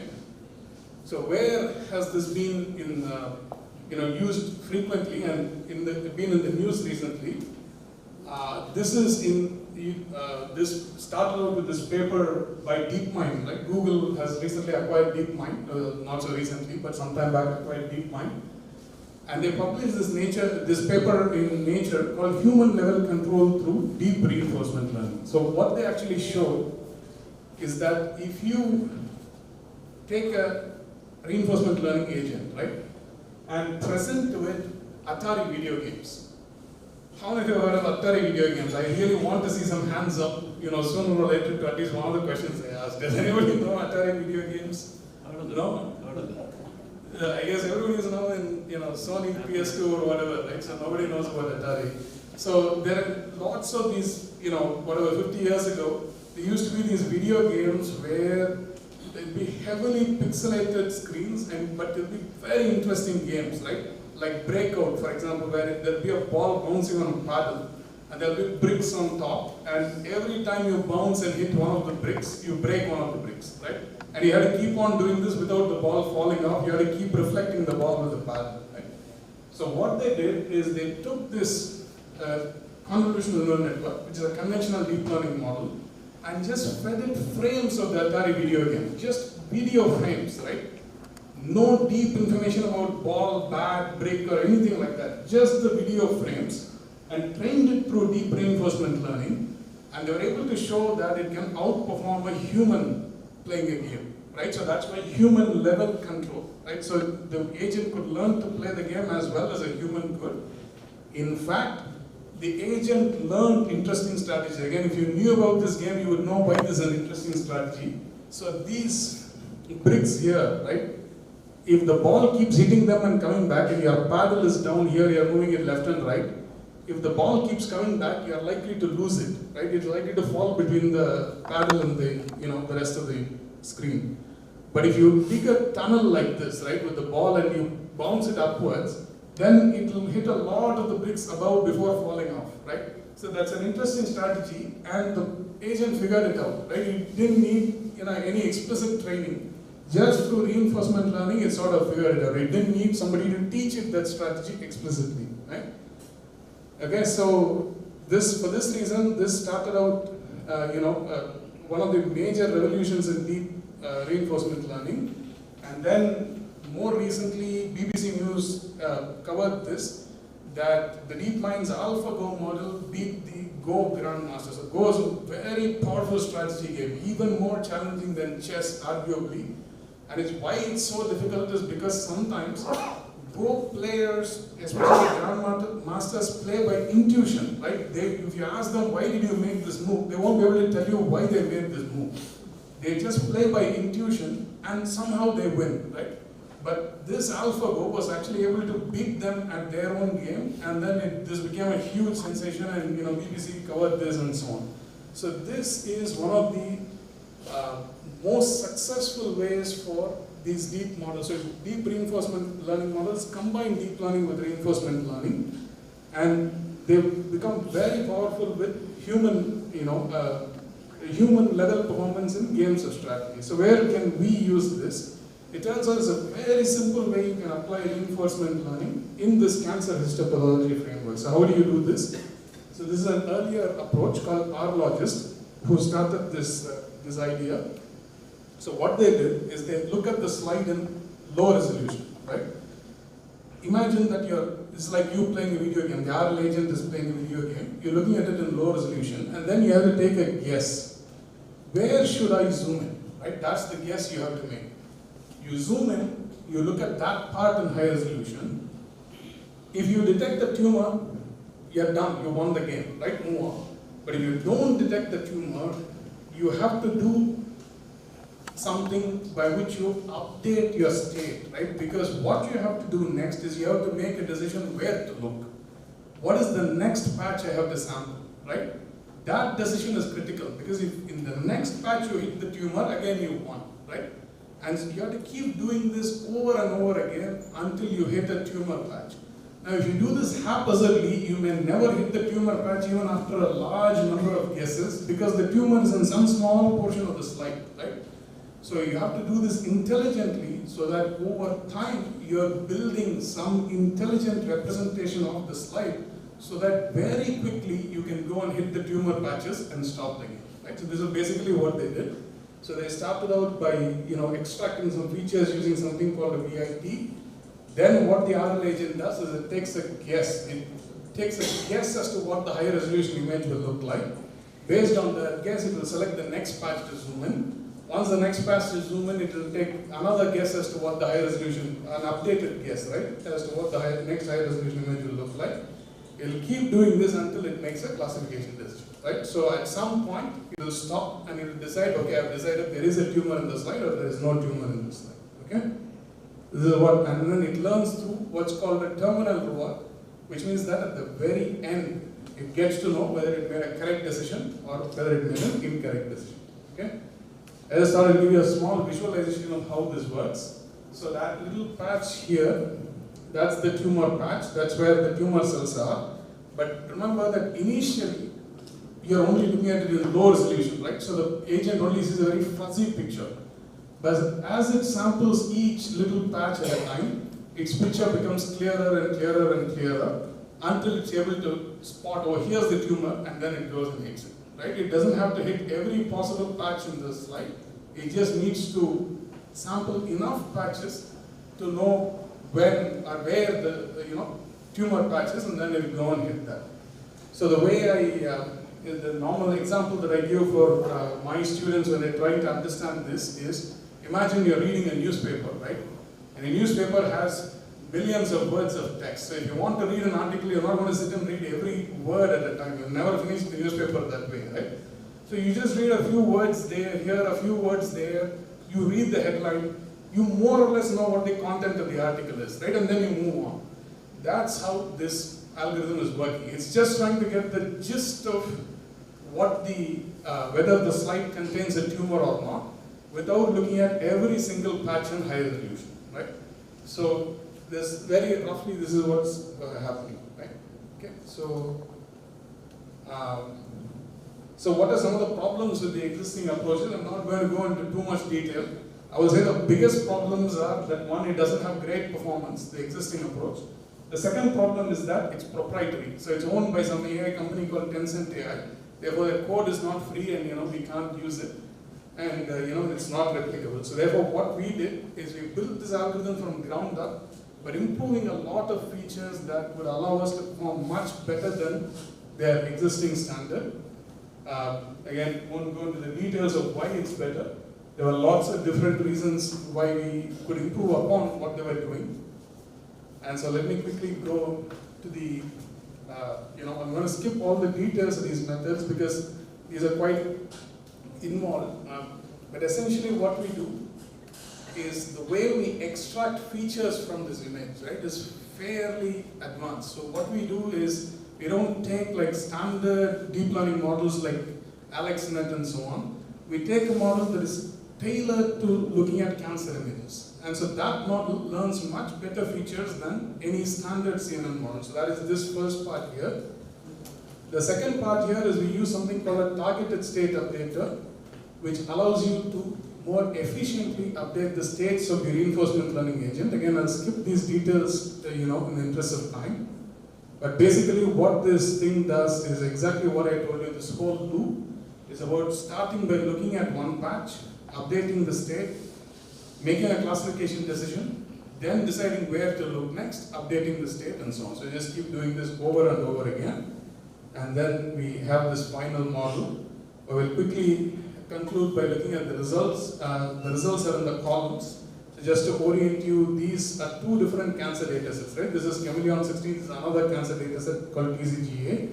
And these numbers are some measure of the model performance. A higher number means better, right? So these two columns here are competing approaches, the R lodges. The approach is already there. These two columns here are our approach. We call it SASHA, right? For sequential attention-based sampling for histopathological analysis, right? So this fraction here, 0.1, is the proportion of patches that we have sampled. So if we sample 10% of the patches, this is how well we do. If we sample 20% of the patches, clearly you can see we are doing better, right? But the nice thing here is that a model that samples 100% of the patches, this is how well it can do, and we are almost there, right? Which means that even if we visit 20% of the patches and ignore 80% of the slide, we can still do as well as a model that looks at the complete slide in full high resolution. So that's the advantage that this approach gives, because the RL agent has learned something useful about where to look in the slide in an intelligent way. Okay, and then I'm going to skip some of these again slides, but I'll tell you where we are planning to use this. So in Indian hospitals, for example, you obviously have a pathologist who's heavily burdened in terms of time, right? So they don't have time to look through all these slides. So this can provide you lots of speed ups in terms of this digitized, looking through digitized slides. The other issue that they have, and we spoke to somebody in Tata Memorial Hospital in Banaras, and what they mentioned is that they have an issue of storage. Like these slides are very, very big, and so they don't have the resources to store all these slides at high resolution. But what this algorithm does, because it's only sampling a small portion of the slide, right? It allows you to compress the whole slide, and you can actually store that compressed version at 1/100 sometimes the original resolution of the slide. So you actually get huge storage savings. So we have actually suggested to them that we can help them store all these slides at low resolution. They don't have to save the original slide at higher resolution. Right? So actually it has a practical application as well. And then there's other things like reliability in terms of expected calibration error and so on. We're not going to visit in too much detail. The basic idea here is that the model visits all the tumor patches accurately, and it also is able to make very sort of reliable predictions. So let me just conclude, this is the last slide. We conclude by saying that we have this novel combination of deep learning and reinforcement learning for cancer pathology detection. So it's efficient, it's reliable, and we hope that we can use this type of approach for assisting histopathologists, right? Because it can actually tell you where the tumor is and make life easy for them as clinicians. Okay, great. So with that, I'd like to thank the people in the lab who do all the hard work, and this is us during Open Day, which is you're very welcome to attend. Incidentally, ISC has Open Days in March where we invite students from outside to visit and learn more about our science. And we do advertise, so please come by and take a look if you're interested. Thank you all for your attention.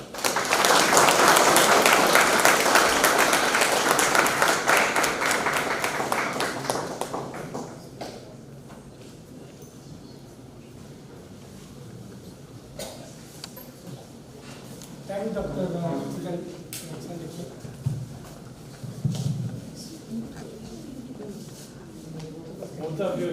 ಇನ್ನೊಂದು eight ಹಾಕ್ಬಿಡಿ sir.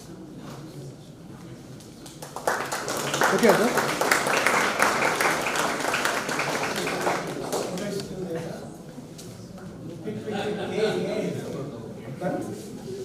My request Professor DKS.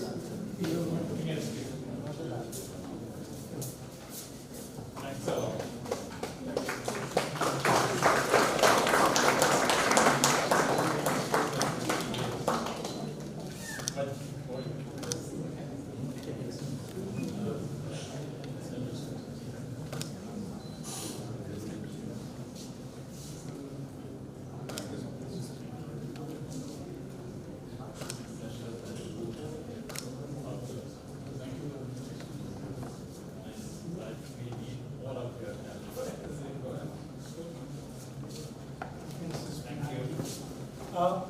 Students will have a quick 5 minutes break to set up the stage for the award ceremony, and then we can have tea, quick tea. 5 minutes only here only. Okay? We're not going anywhere. So we are already running out of time. There's a small delay. So please be back in the next 5 minutes.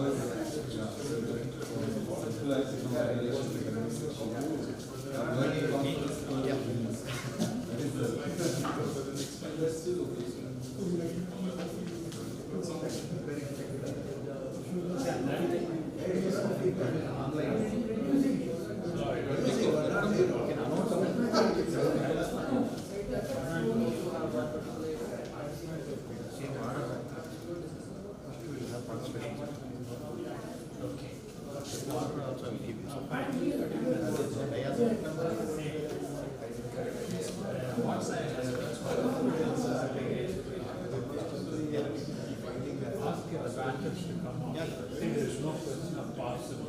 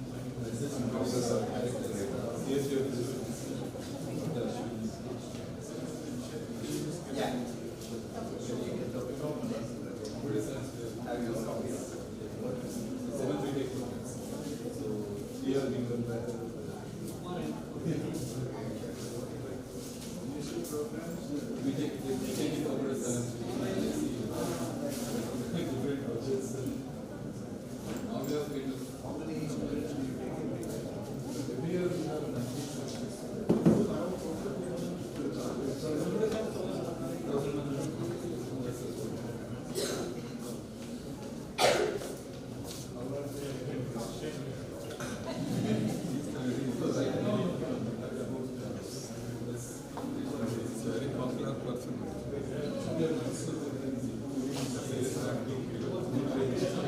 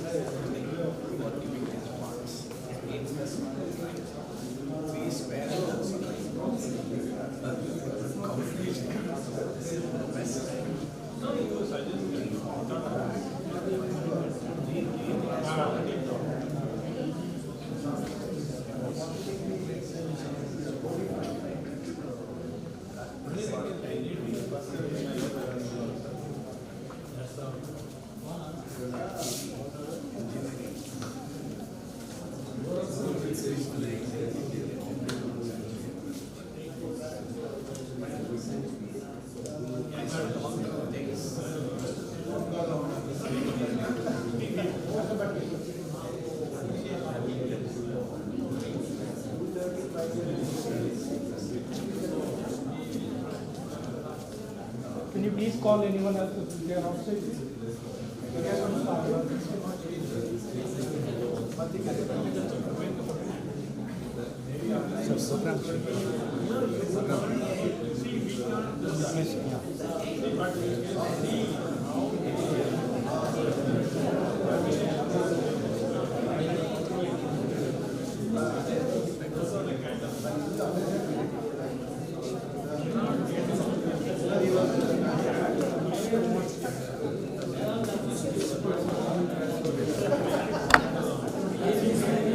First ఇక్కడ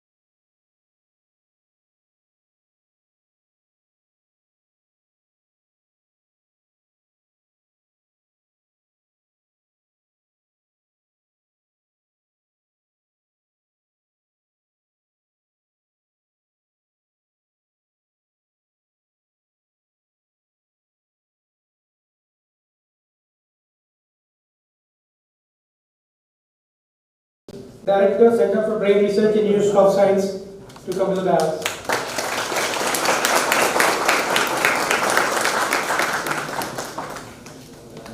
I request Vice Vice Chancellor of University, Professor Sanjay Chatnis, to come to the dais. And before I requested President of FAER, Professor D.S. Sorry, let's just give you a call of that.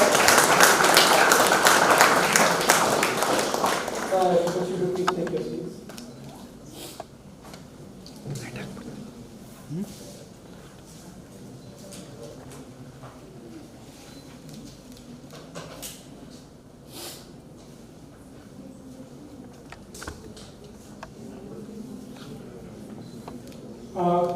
Good afternoon and thus become good evening to everyone gathered here.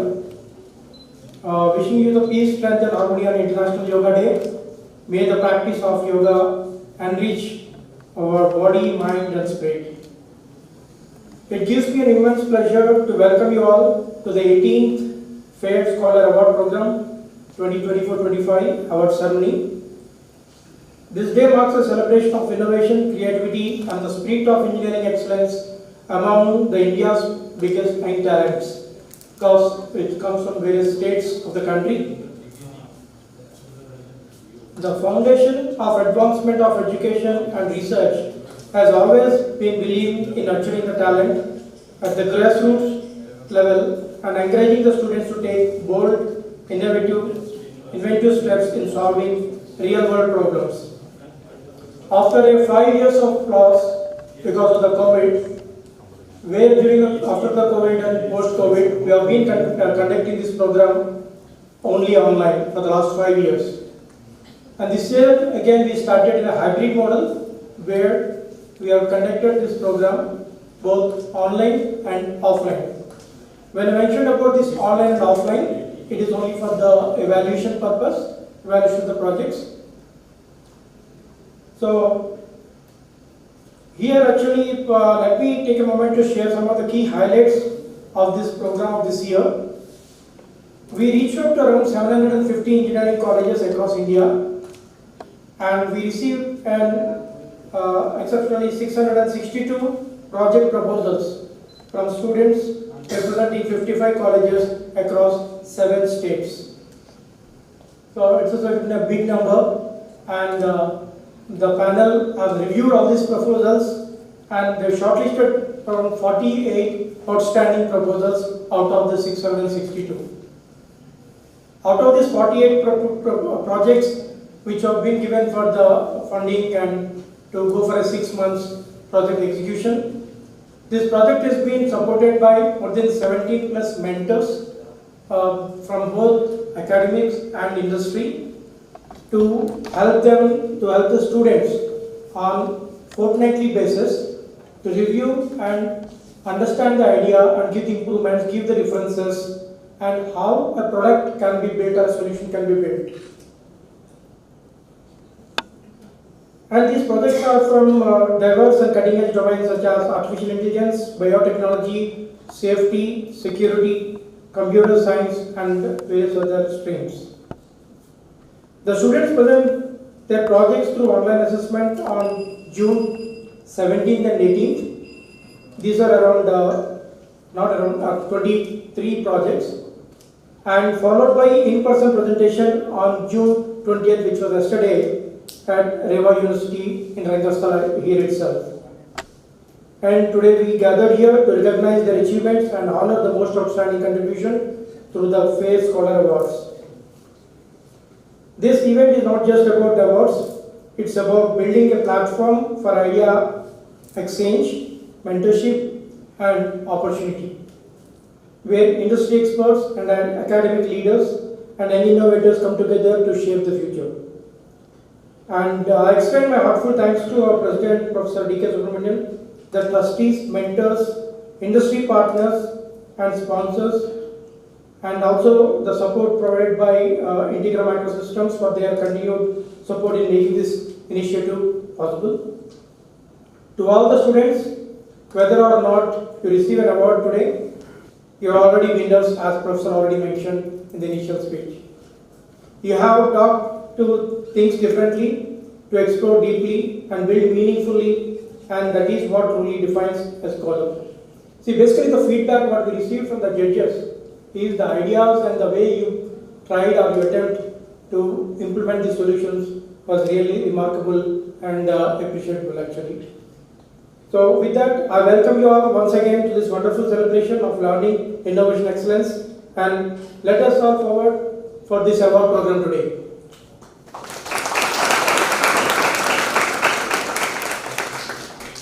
Now may I request Mr. Mahesh Kumar Jain, trustee of FAER and chairman of integrated companies, to introduce about FAER and FAER Scholar Program.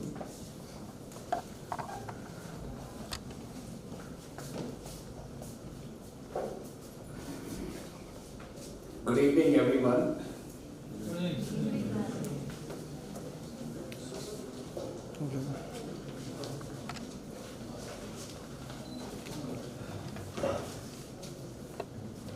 See, I have been given a very big task to introduce FAER. I only remember the FAER began 2004 and 2005 I am fast began. That means our introduction to the financial inclusion in the form of using the technology to solve a real life problem. And the real life problem was fairly complex. The banks wanted to know, after they gave the loan, when a farmer is given Kisan loan, what happens to that loan? Whether he has used that loan to marry the daughter, or pay back to the money lenders, or to actually what he took the loan for, maybe seeds or for the cattle buying. So this was a problem what Professor D.K. Subramanian at that time posed to us, and he was advising the Indian Bank, and we sort of started building the solution. And today it gives me the great pleasure to be a part of the same thing, which grew up and which can support the institution like FAER now. The business grew up, we built the business around that, and we are in a position to perhaps support such an initiative and also take it forward. So I must thank professors to take this lead. And during this time, we were all discussing what problems actually existed. We all felt that the education, especially in the rural India, or the rural engineering colleges and not so fortunate cities where these were situated, they needed a good environment wherein the students could do some projects, research, and innovate something. So that's where the FAER was born, and Professor took the lead, as he had already stated, that he took some time to think what should be done, and we were fortunate to have him as a part of our mission to do something in this particular area.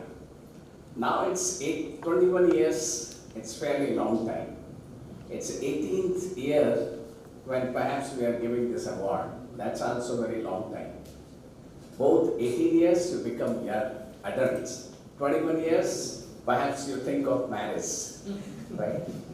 So I've been asked to introduce now that we are adults and we are marriageable age.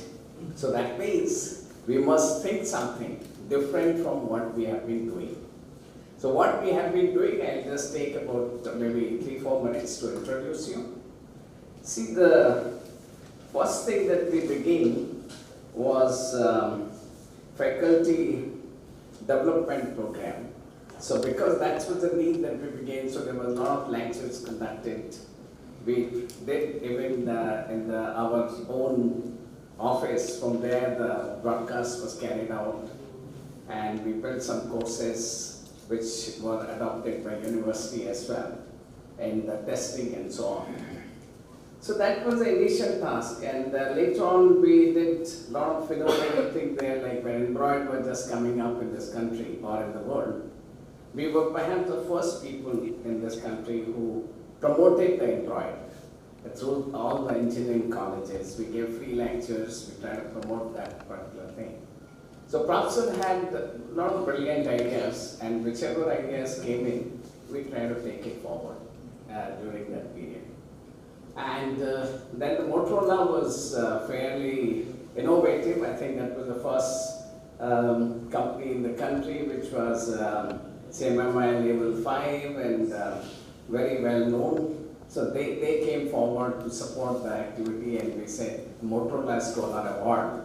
So that means how do we promote the innovation within the engineering colleges and so on through the training, through the projects. So we carried out this almost for a decade. 8-10 years it was Motorola Award. was the Motorola, and then later on some other companies like you have McAfee, you have Zebra Technology, which is a reincarnation of Motorola in some form. So they continue to support it, and even today they're supporting this particular award. So this is one activity which we have carried out for 18 years. That means award, and I'm very happy to see that there has been a transformation because of, thanks to the COVID, that we did switch to the digitalized mode of doing things, and then we have moved on to the hybrid mode of doing things. That we best of both the worlds.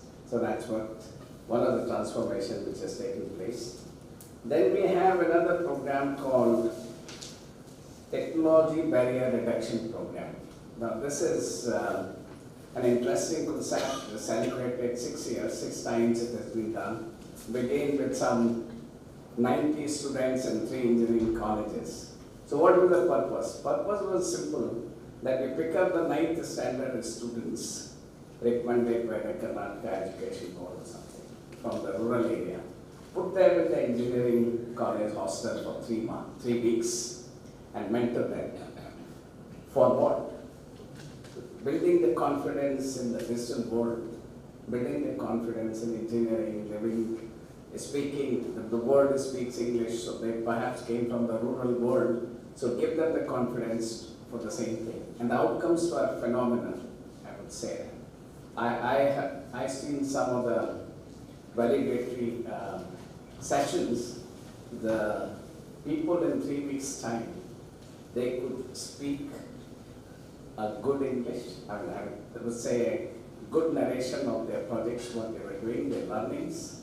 And they initially were the parents of those children were unwilling to send them to the hostel, including the girl child. So today the situation, the last one it was done with 1,200 students, 6 engineering college participating into that. 6 or 12? 12 engineering colleges participating in that. And unfortunately it broke down after the COVID. And we are still hoping the Karnataka Education Department takes more initiatives and gives us those things. So that's another good thing that we're trying to do. And our experiments, the success rate was the parents asking more seats. And this perhaps could give a good way to promote the learning and the skill, the confidence among the not so fortunate set of people in the country, in the rural India and so on. So that's, these are the 3 programs that we carry out. That's past. We did a lot of other smaller things, like we had the Tanzanian University people also. We carried out perhaps in the modern things like AI, blockchain, your wards, digital wards, your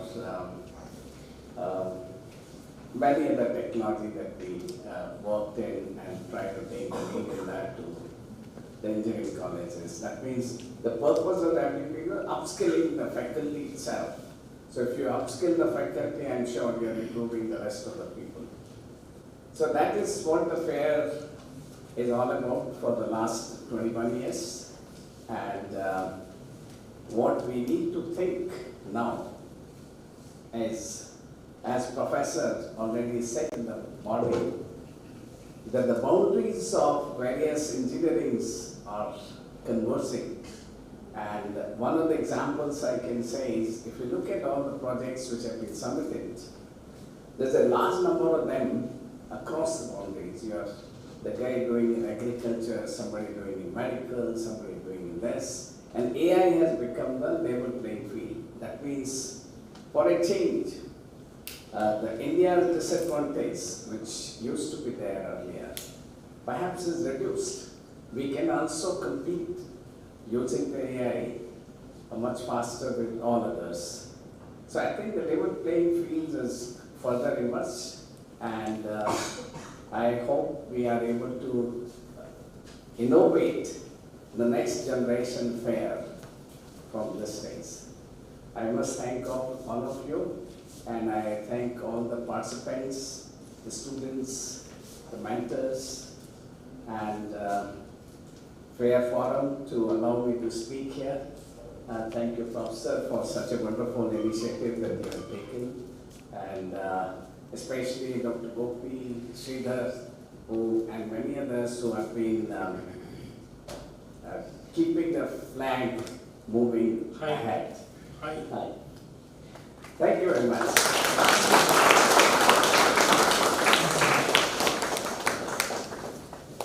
Thank you, Mr. Mahir Jain, for the short introduction about the FAER and the flagship projects, programs what FAER conducts year on year. Of course, the entire energy is, as Mr. Mahir calls all of us as Hangman.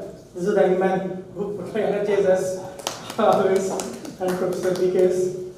And now I request Dr. Gopi to introduce our chief guest today, Professor KVS Hari.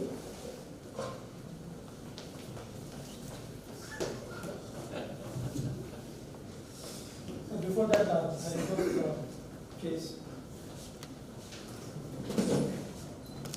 So we want everybody to be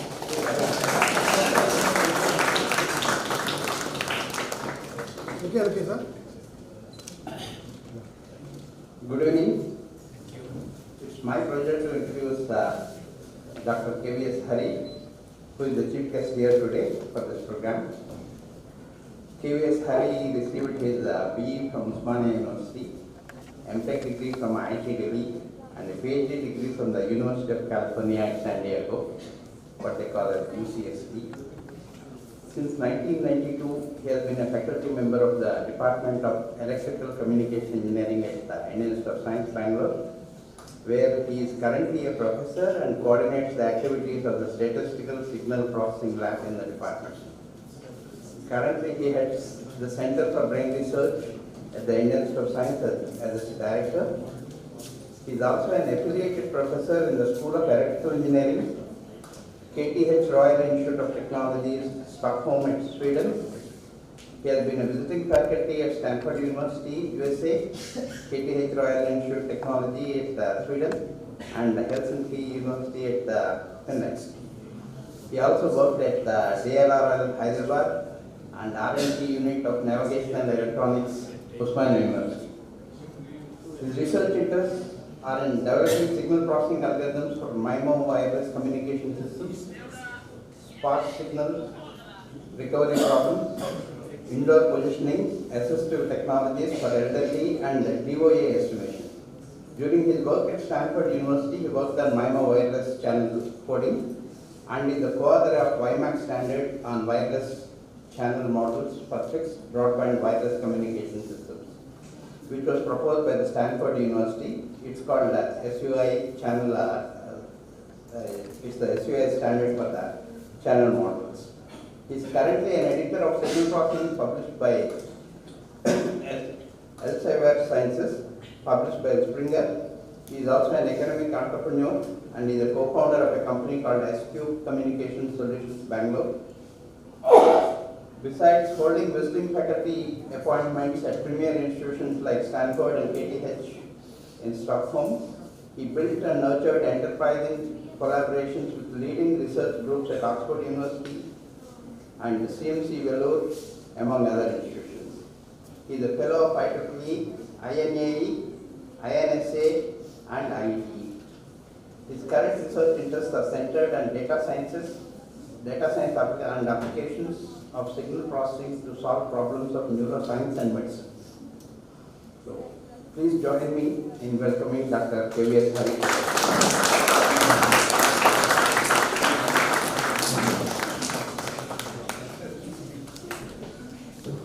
Hello everyone, good afternoon.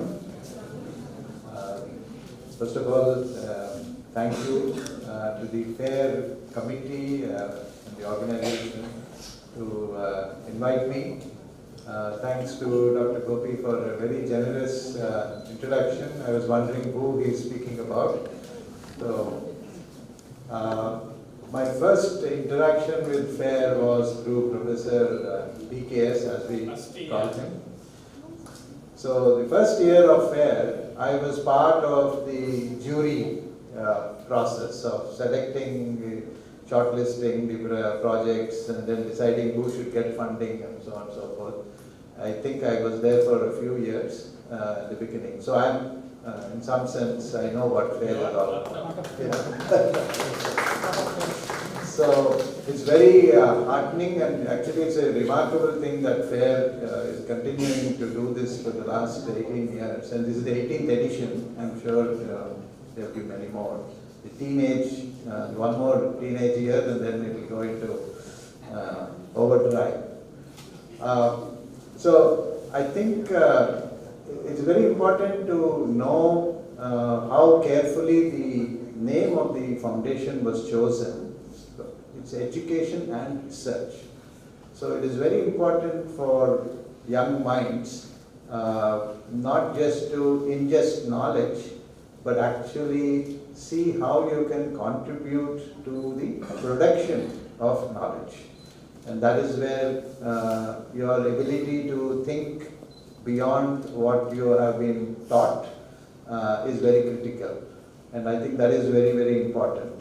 And that will happen only if you sort of don't confine yourself to what you are in a certain program. If you are a computer scientist or an electrical or an electronics engineer, the world, as has been already pointed out, is systems. We have to think systems. And if we don't think systems and we do not understand the different parts of the system, I don't think we'll be in a position to innovate and build new technologies or new system design products and so on and so forth. So for all the young minds, I would strongly encourage that you start thinking about the systems approach. What that will tell you is that it is a challenging task. Okay? Building systems is challenging and it would require team. So if you want to build systems, you also need to know how to work in teams. And working in teams is the most difficult part because we are all human beings and we have our own, I'll call them egos, for lack of a better word. And the ability to learn from each other, respecting the other's competence and contributing to the goal is very important.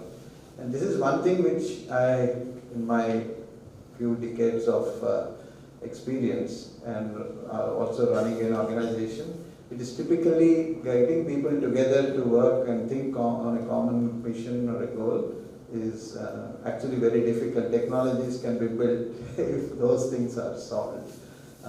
So please learn to be open to new knowledge, new ideas of ability to work together. I think that is very, very important.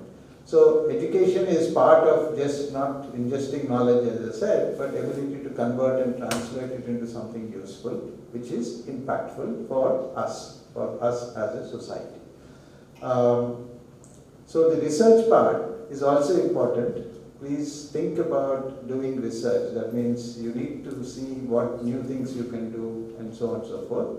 What does research mean? You have to be open and start exploring and taking some risks. Risk is, I know that this generation has a lot more risk-taking abilities than previous generations. And I'm very happy about it. Now I see young people really trying to do something which is completely what we would have not thought about, etc.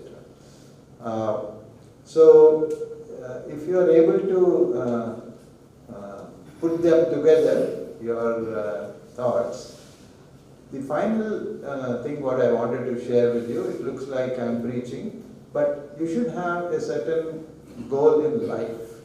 What is it that you want to do? Because that will dictate what is the team you select to achieve that goal, right? The team you select amongst your peers, it could be from some other institution and so on and so forth. So if that clarity is there, then I think you will be in a much better, happy state and contribute. So we are already time, so that's about all what I wanted to share. And I wish all the award winners the best. Congratulations all the participants who participated in it. Award, as was also mentioned, that it is just a recognition. All participants are winners here, and because that is what it is. The very fact that you participated means that you have thought of doing something different. So thank you very much, and again thanks to FAER committee, institution itself for inviting me. It's an honor for me to be here, and I'm very happy to be amongst young minds. Thank you.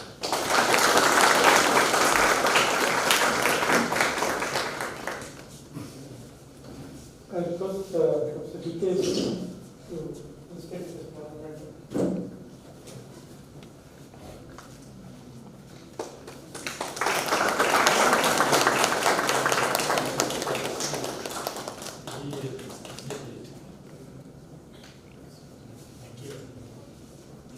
I request Dr. Sanjay Chitnis to address the gathering.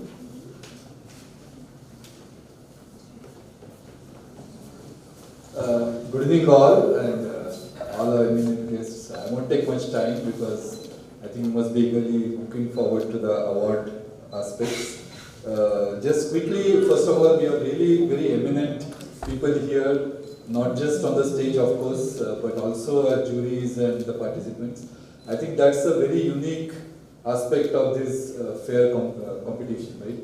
Nowhere else I've seen very bigger events, right? We have Smart India Hackathon, we have Srushti in Karnataka, but I've never seen this kind of consistent mentoring support, right, to all of you. Do you all agree? All students? Yes. So this makes the kind of contribution you have made. I've seen some of the projects yesterday. They are really amazing, right? So thanks to all of you for participating, getting mentored, and taking the advice forward. One interesting thing I noticed today was we have a lot of eminent speakers, right, from our chief guests onwards. Everybody, not only they are very eminent researchers in IIC, etc., they all have founded a company, right? So that was very nice to know. So that's a very interesting change. So why I'm specifically mentioning this is because all you youngsters, right, please keep that in mind, right? Because AI world, Dr. Pratosh mentioned, right, everybody is worrying about what's going to happen, right? So definitely founding a company, right, that job will be there forever, right? Not only number of problems, you may address them one after other, but there will be a lot more opportunities also, like that, right? There is no end to any opportunities. So don't be worried about whether you get a job or not. Just develop your skills, have that joy of learning, right?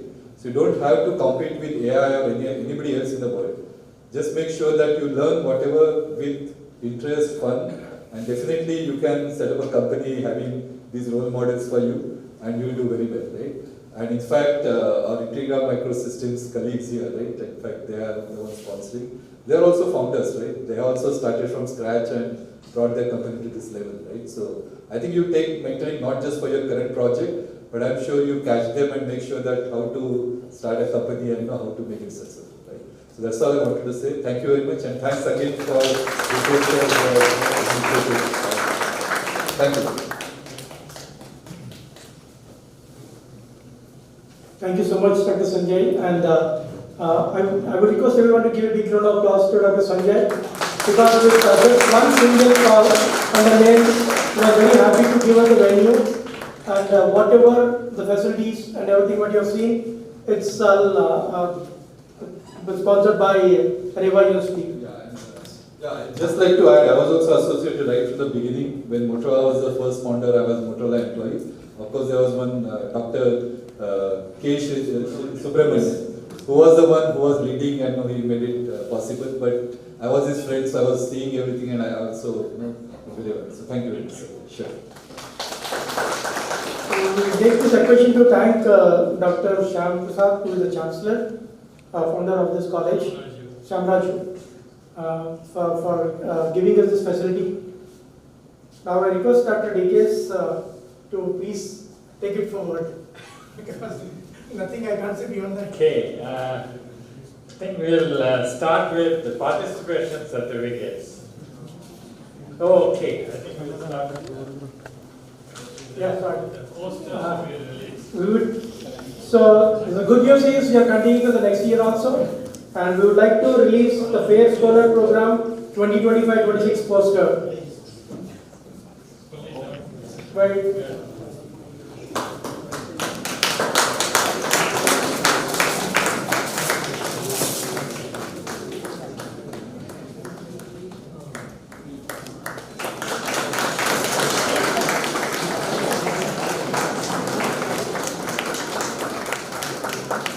welcome you all and This design was done in 2004.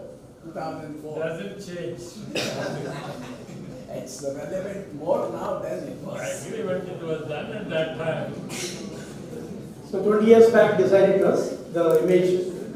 And I request all the students to color the posters so that we request you to include in your department for the next year or the third year, second year students who are pursuing for the projects. Thank you, sir. Thank you so much.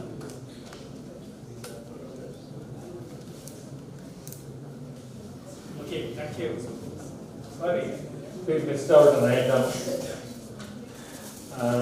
I think we would like to give the certificates, participation certificates to all the teams. Please come as each team together. We will give this bunch of certificates. Both Hari and Sanjay will distribute the certificates. Thanks for that. P03 optimized for forward secured searchable encryption Dr. NTP Institute of Technology. Okay, this is in Coimbatore. The students are Ashwika, Bharanidharan, Ganesh and Logesh. Dr. Johan is not there. The next team is P07, production of bioethanol using nanocatalyst from agricultural residue. Erode Singondar College. Okay. And the students are Balraj, Manivel, Mohammed Aslam and Roban. Please come. Come. The third project is P07. Since we don't have time, we are just rushing you to come in. 07 adaptable network intrusion detection via link embedded graph analysis integrated with web-based cyberscope platform for analytics. See, one thing I would like to tell you here is students have been asked to write detailed titles and they have followed us.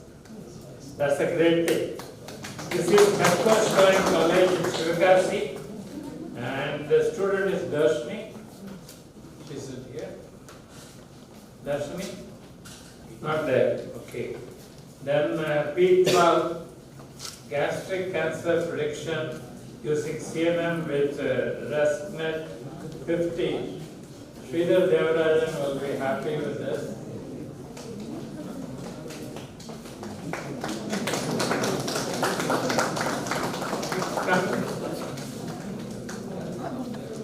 Rohit, Balaji, Jeevitan, Maria Richard and Surya Prakash.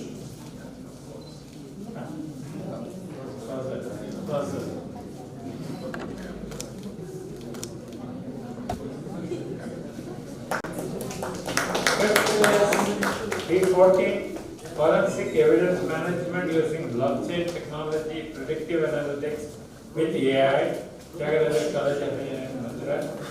Student Gideon Gladdy, Gayatri, Shubharani.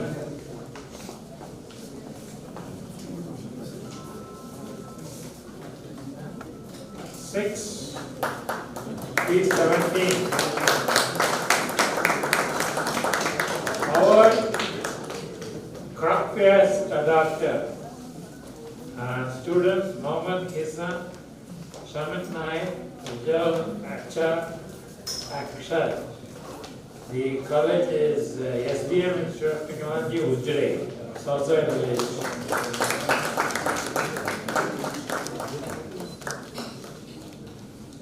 Seven is P18, iTrack, precision gauge localization for gauge tracking. Amrita Vishwavidyapeetham, Chennai. And the students are Rupali, Manasa, and Shyam. Others are not there. Oh, sorry, Tanya, not the other batch. Two Amrita coming together.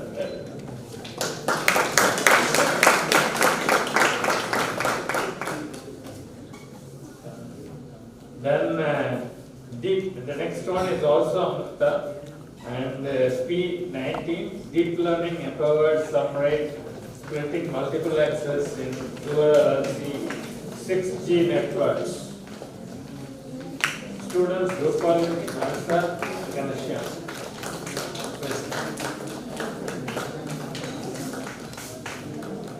Next one is P20, vision-based species detection and alert system, Rasco Institute of Technology.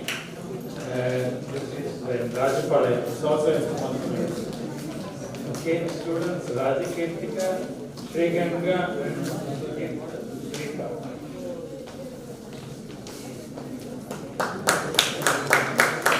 Next is P23. Sign language translator, Jayara Janapanyam, CSI College of Engineering, Assam. Again, another small place. Yes, Vaitishwaram, George Leron, Vinnie Britas, and William Peterson Evers.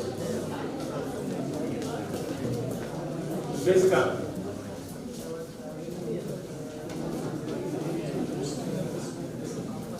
P25. AI-driven collaboration platform for accessible healthcare. Okay, Dronacharya College of Engineering. This is in Gurugram, Haryana. And students are Vanish Bhagavadia, Mila Kantwa, Priyanshu Kala, Aryan Nara. Others are not there.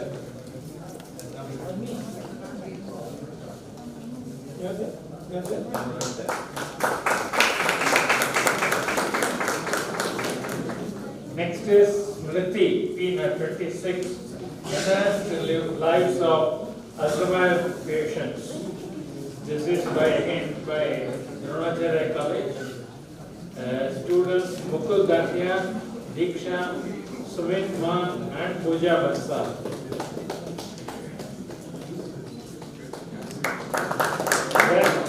P27, we will shift to social feeds. Passing of social media feeds, Dronacharya College again. And I am really happy that all these three teams have come for offline and here. Personally, they have come to Bangalore. They have come from all the way from Delhi. Nikita Pandita and Priyasha Sharma and Yash Yadav.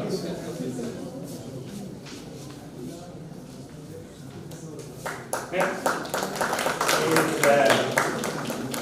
P32, enhancing urban traffic management through intelligent control systems. This is RV College of Engineering, Bangalore. Okay. And Nomara, Ravika Bandhu, Tanisha Srivatsa. This is a local.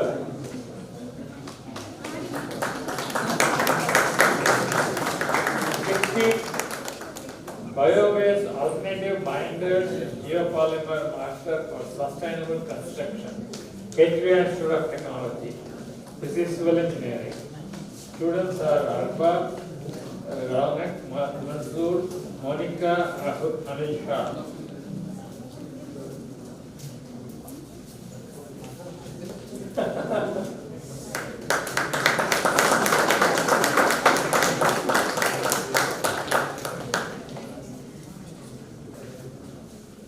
Next is P33, bio-based alternative binders in geopolymer master for that's yours. Sorry. Next is P34, assistive smart hand empowering visually impaired. College Ramaya Institute of Technology. Okay. And the students are Usman Kusum Yazir, Rana, Manu, Nuti, Megana Mishra.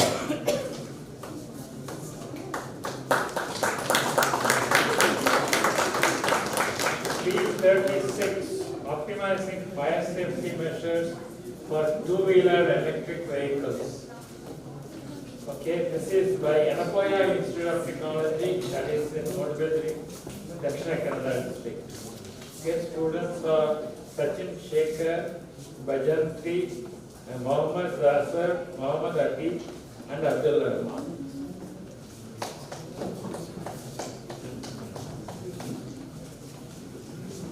P42.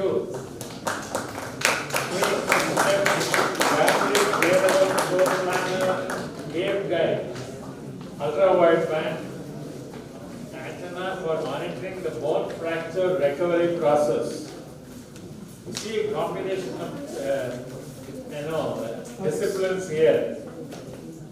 It's remarkable, I should say. This is Congo Engineering College. That's also a small place. And the students are Gautam and Bhaveshri.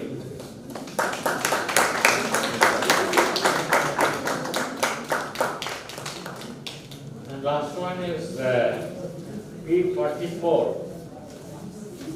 Glove Guard, Smart Patient Monitoring System for Healthcare. Again, SJC Institute of Technology, Chikbalapur. Okay, students, Mallikarjun Reddy, Shailaja, Itaipi, Chandana Priya.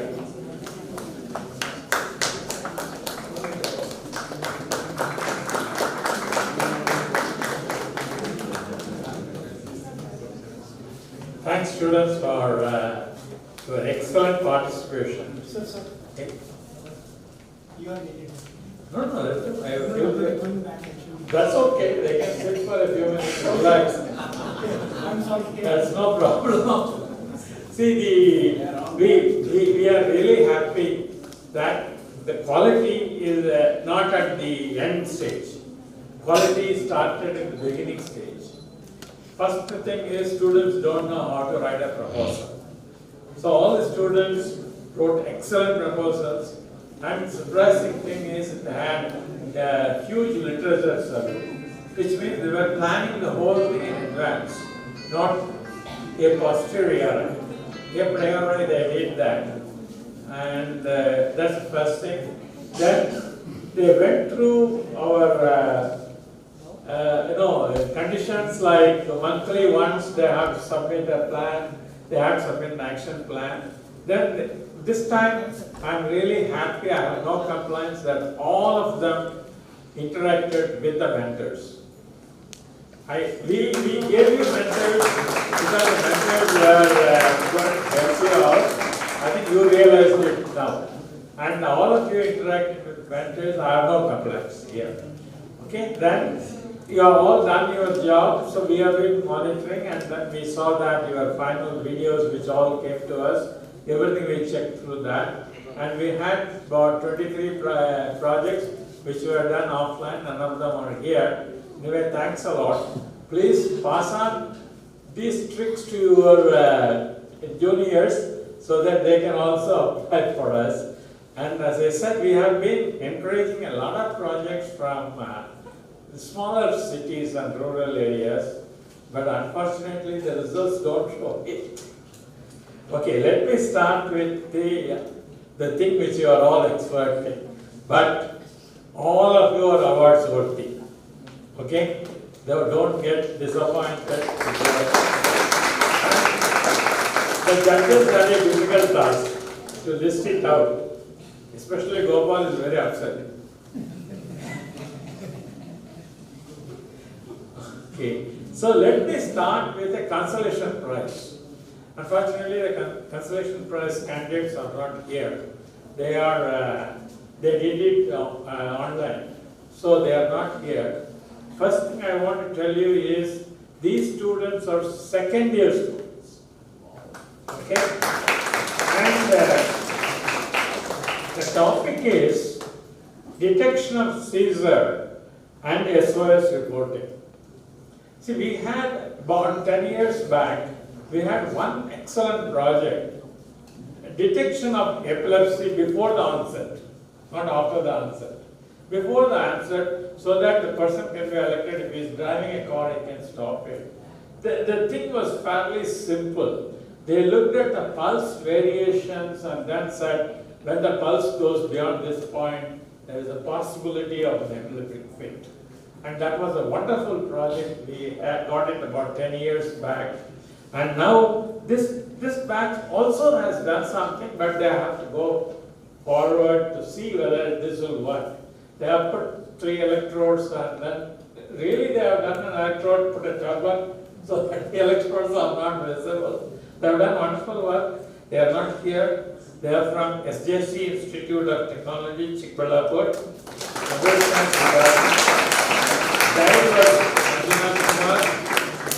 FAER mentor is Dr. Ratna. She's not here. And the students are Ganesh and Chirant. And both are not here, so we will send them the certificates and the checks. Okay. Let me come to the third prize. The third prize is Forensic Evidence Management using Blockchain Technology from Raghunath College of Engineering, and undergrad Computer Science and Business Systems. The guide is Subhashini, FAER mentor is Dr. Gopal, and the students are Gillian Glady, Gayatri and Subharani. Congratulations to all of you, and to others. Guide is here?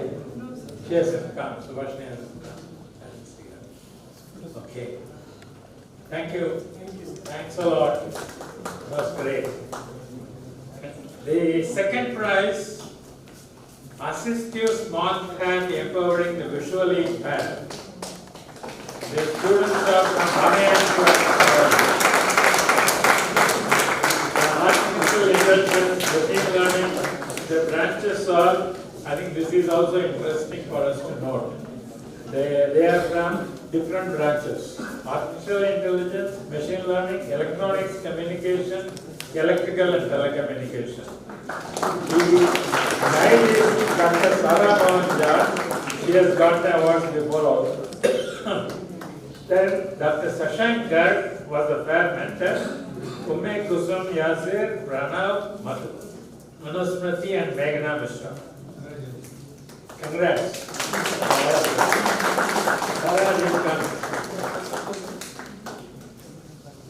Okay, first prize. iTrack.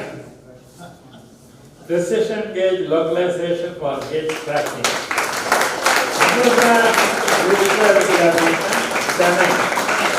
The name I always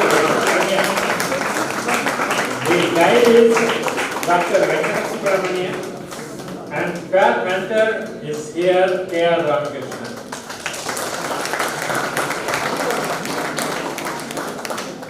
Congrats to all of you. Thank you. Congratulations. Job done. Thanks. We have water. Not much. Thank you, sir. Thank you, Chief Guest and Vice Chancellor. Now, I request Mr. T. Shankar to deliver the vote of thanks.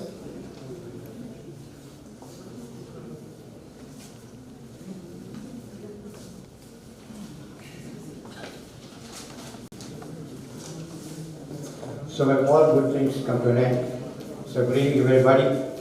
So it's a great pleasure to propose a vote of thanks. Before that, let me first congratulate all the students and faculty guides who have participated in this program and all the awards. Thank you very much. And so today,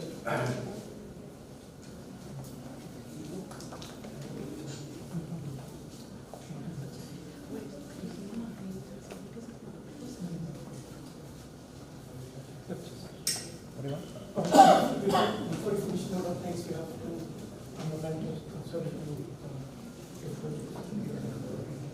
Oh yeah. Can you do it? Do it.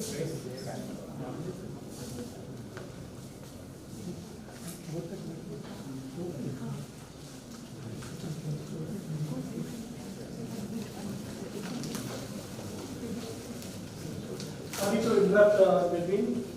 Always it happens, the most important people, we may happen to forget it. Okay? But it's not forgetting it actually.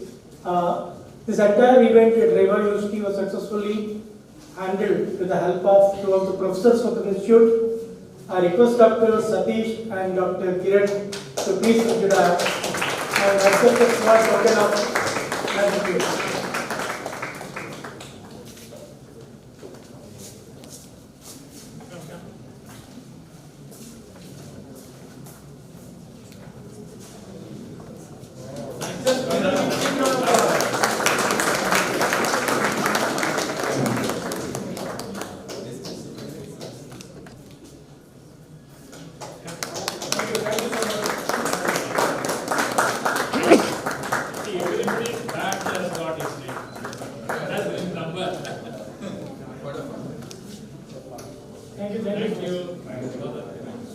So let me continue. So first I would like to thank our chief guest, Mr. KVS Hari, who has taken a very precious time to grace his occasion. Thank you, sir.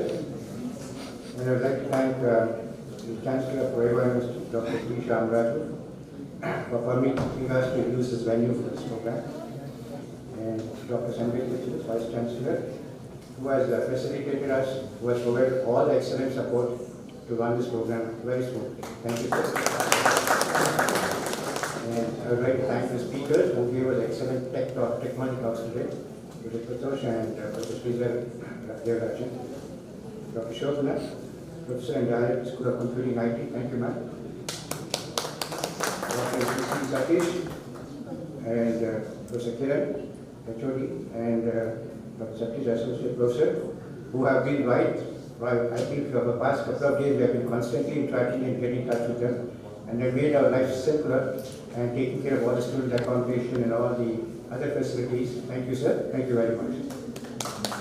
And I'd like to thank the entire FAER University staff and all the housekeeping people who have been really at the backbone giving us good support. Thank you, everybody. And all the principal, faculty guides, and students who participated in the program.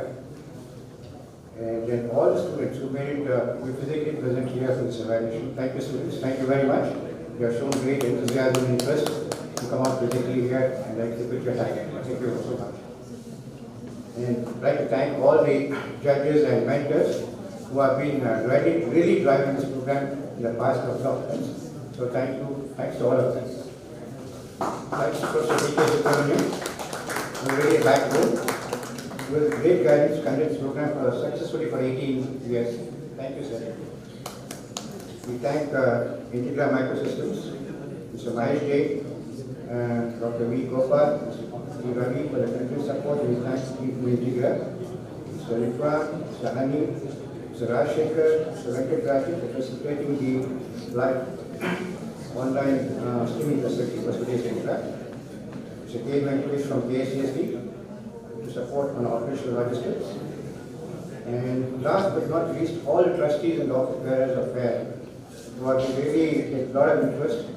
Even this year also, even though after a long break, we came physically out and it really went on very well. So thanks to all of them. And of course, I would like to thank Mrs. Kiran for her excellent support. And I'd like to thank one and all, and we look forward to our cooperation in the future. Thank you very much. We also like to thank Dr. Ashwin, who is the director here. Sorry, we just for that. Thank you so much. I want to thank Irfan, because he has been the backbone for all the past 4 days.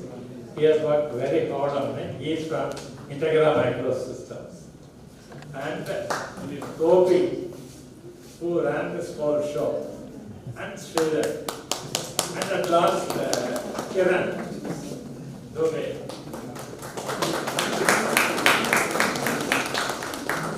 So thanks all, thank you everyone for all the support, and we request you to please collect the books, the technical compendium and the posters, which you can give it to your colleges for the next year program. You can put it in the library. Yeah, you can put it in the library or your labs, wherever you have the notice board, you can please put there. Now we end the session today, and there's a high tea waiting for all of us. So please join us for the high tea. Thank you. Thank you.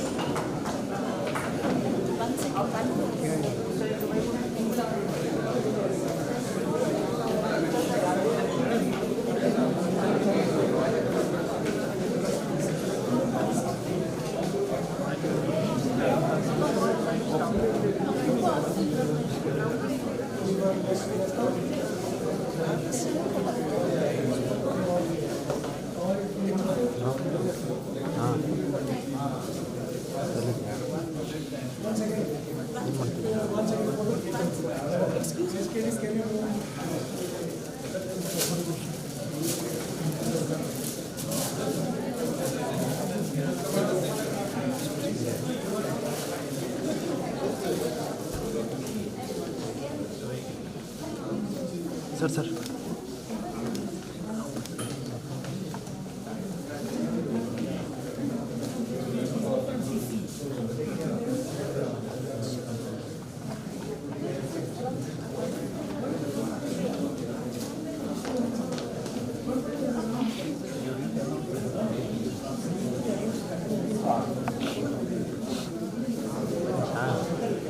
Cut ಮಾಡಿಲ್ಲ.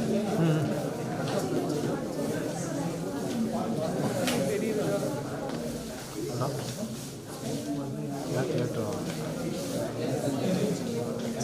ಹಾಂ hello, ಯಾಕೆ late?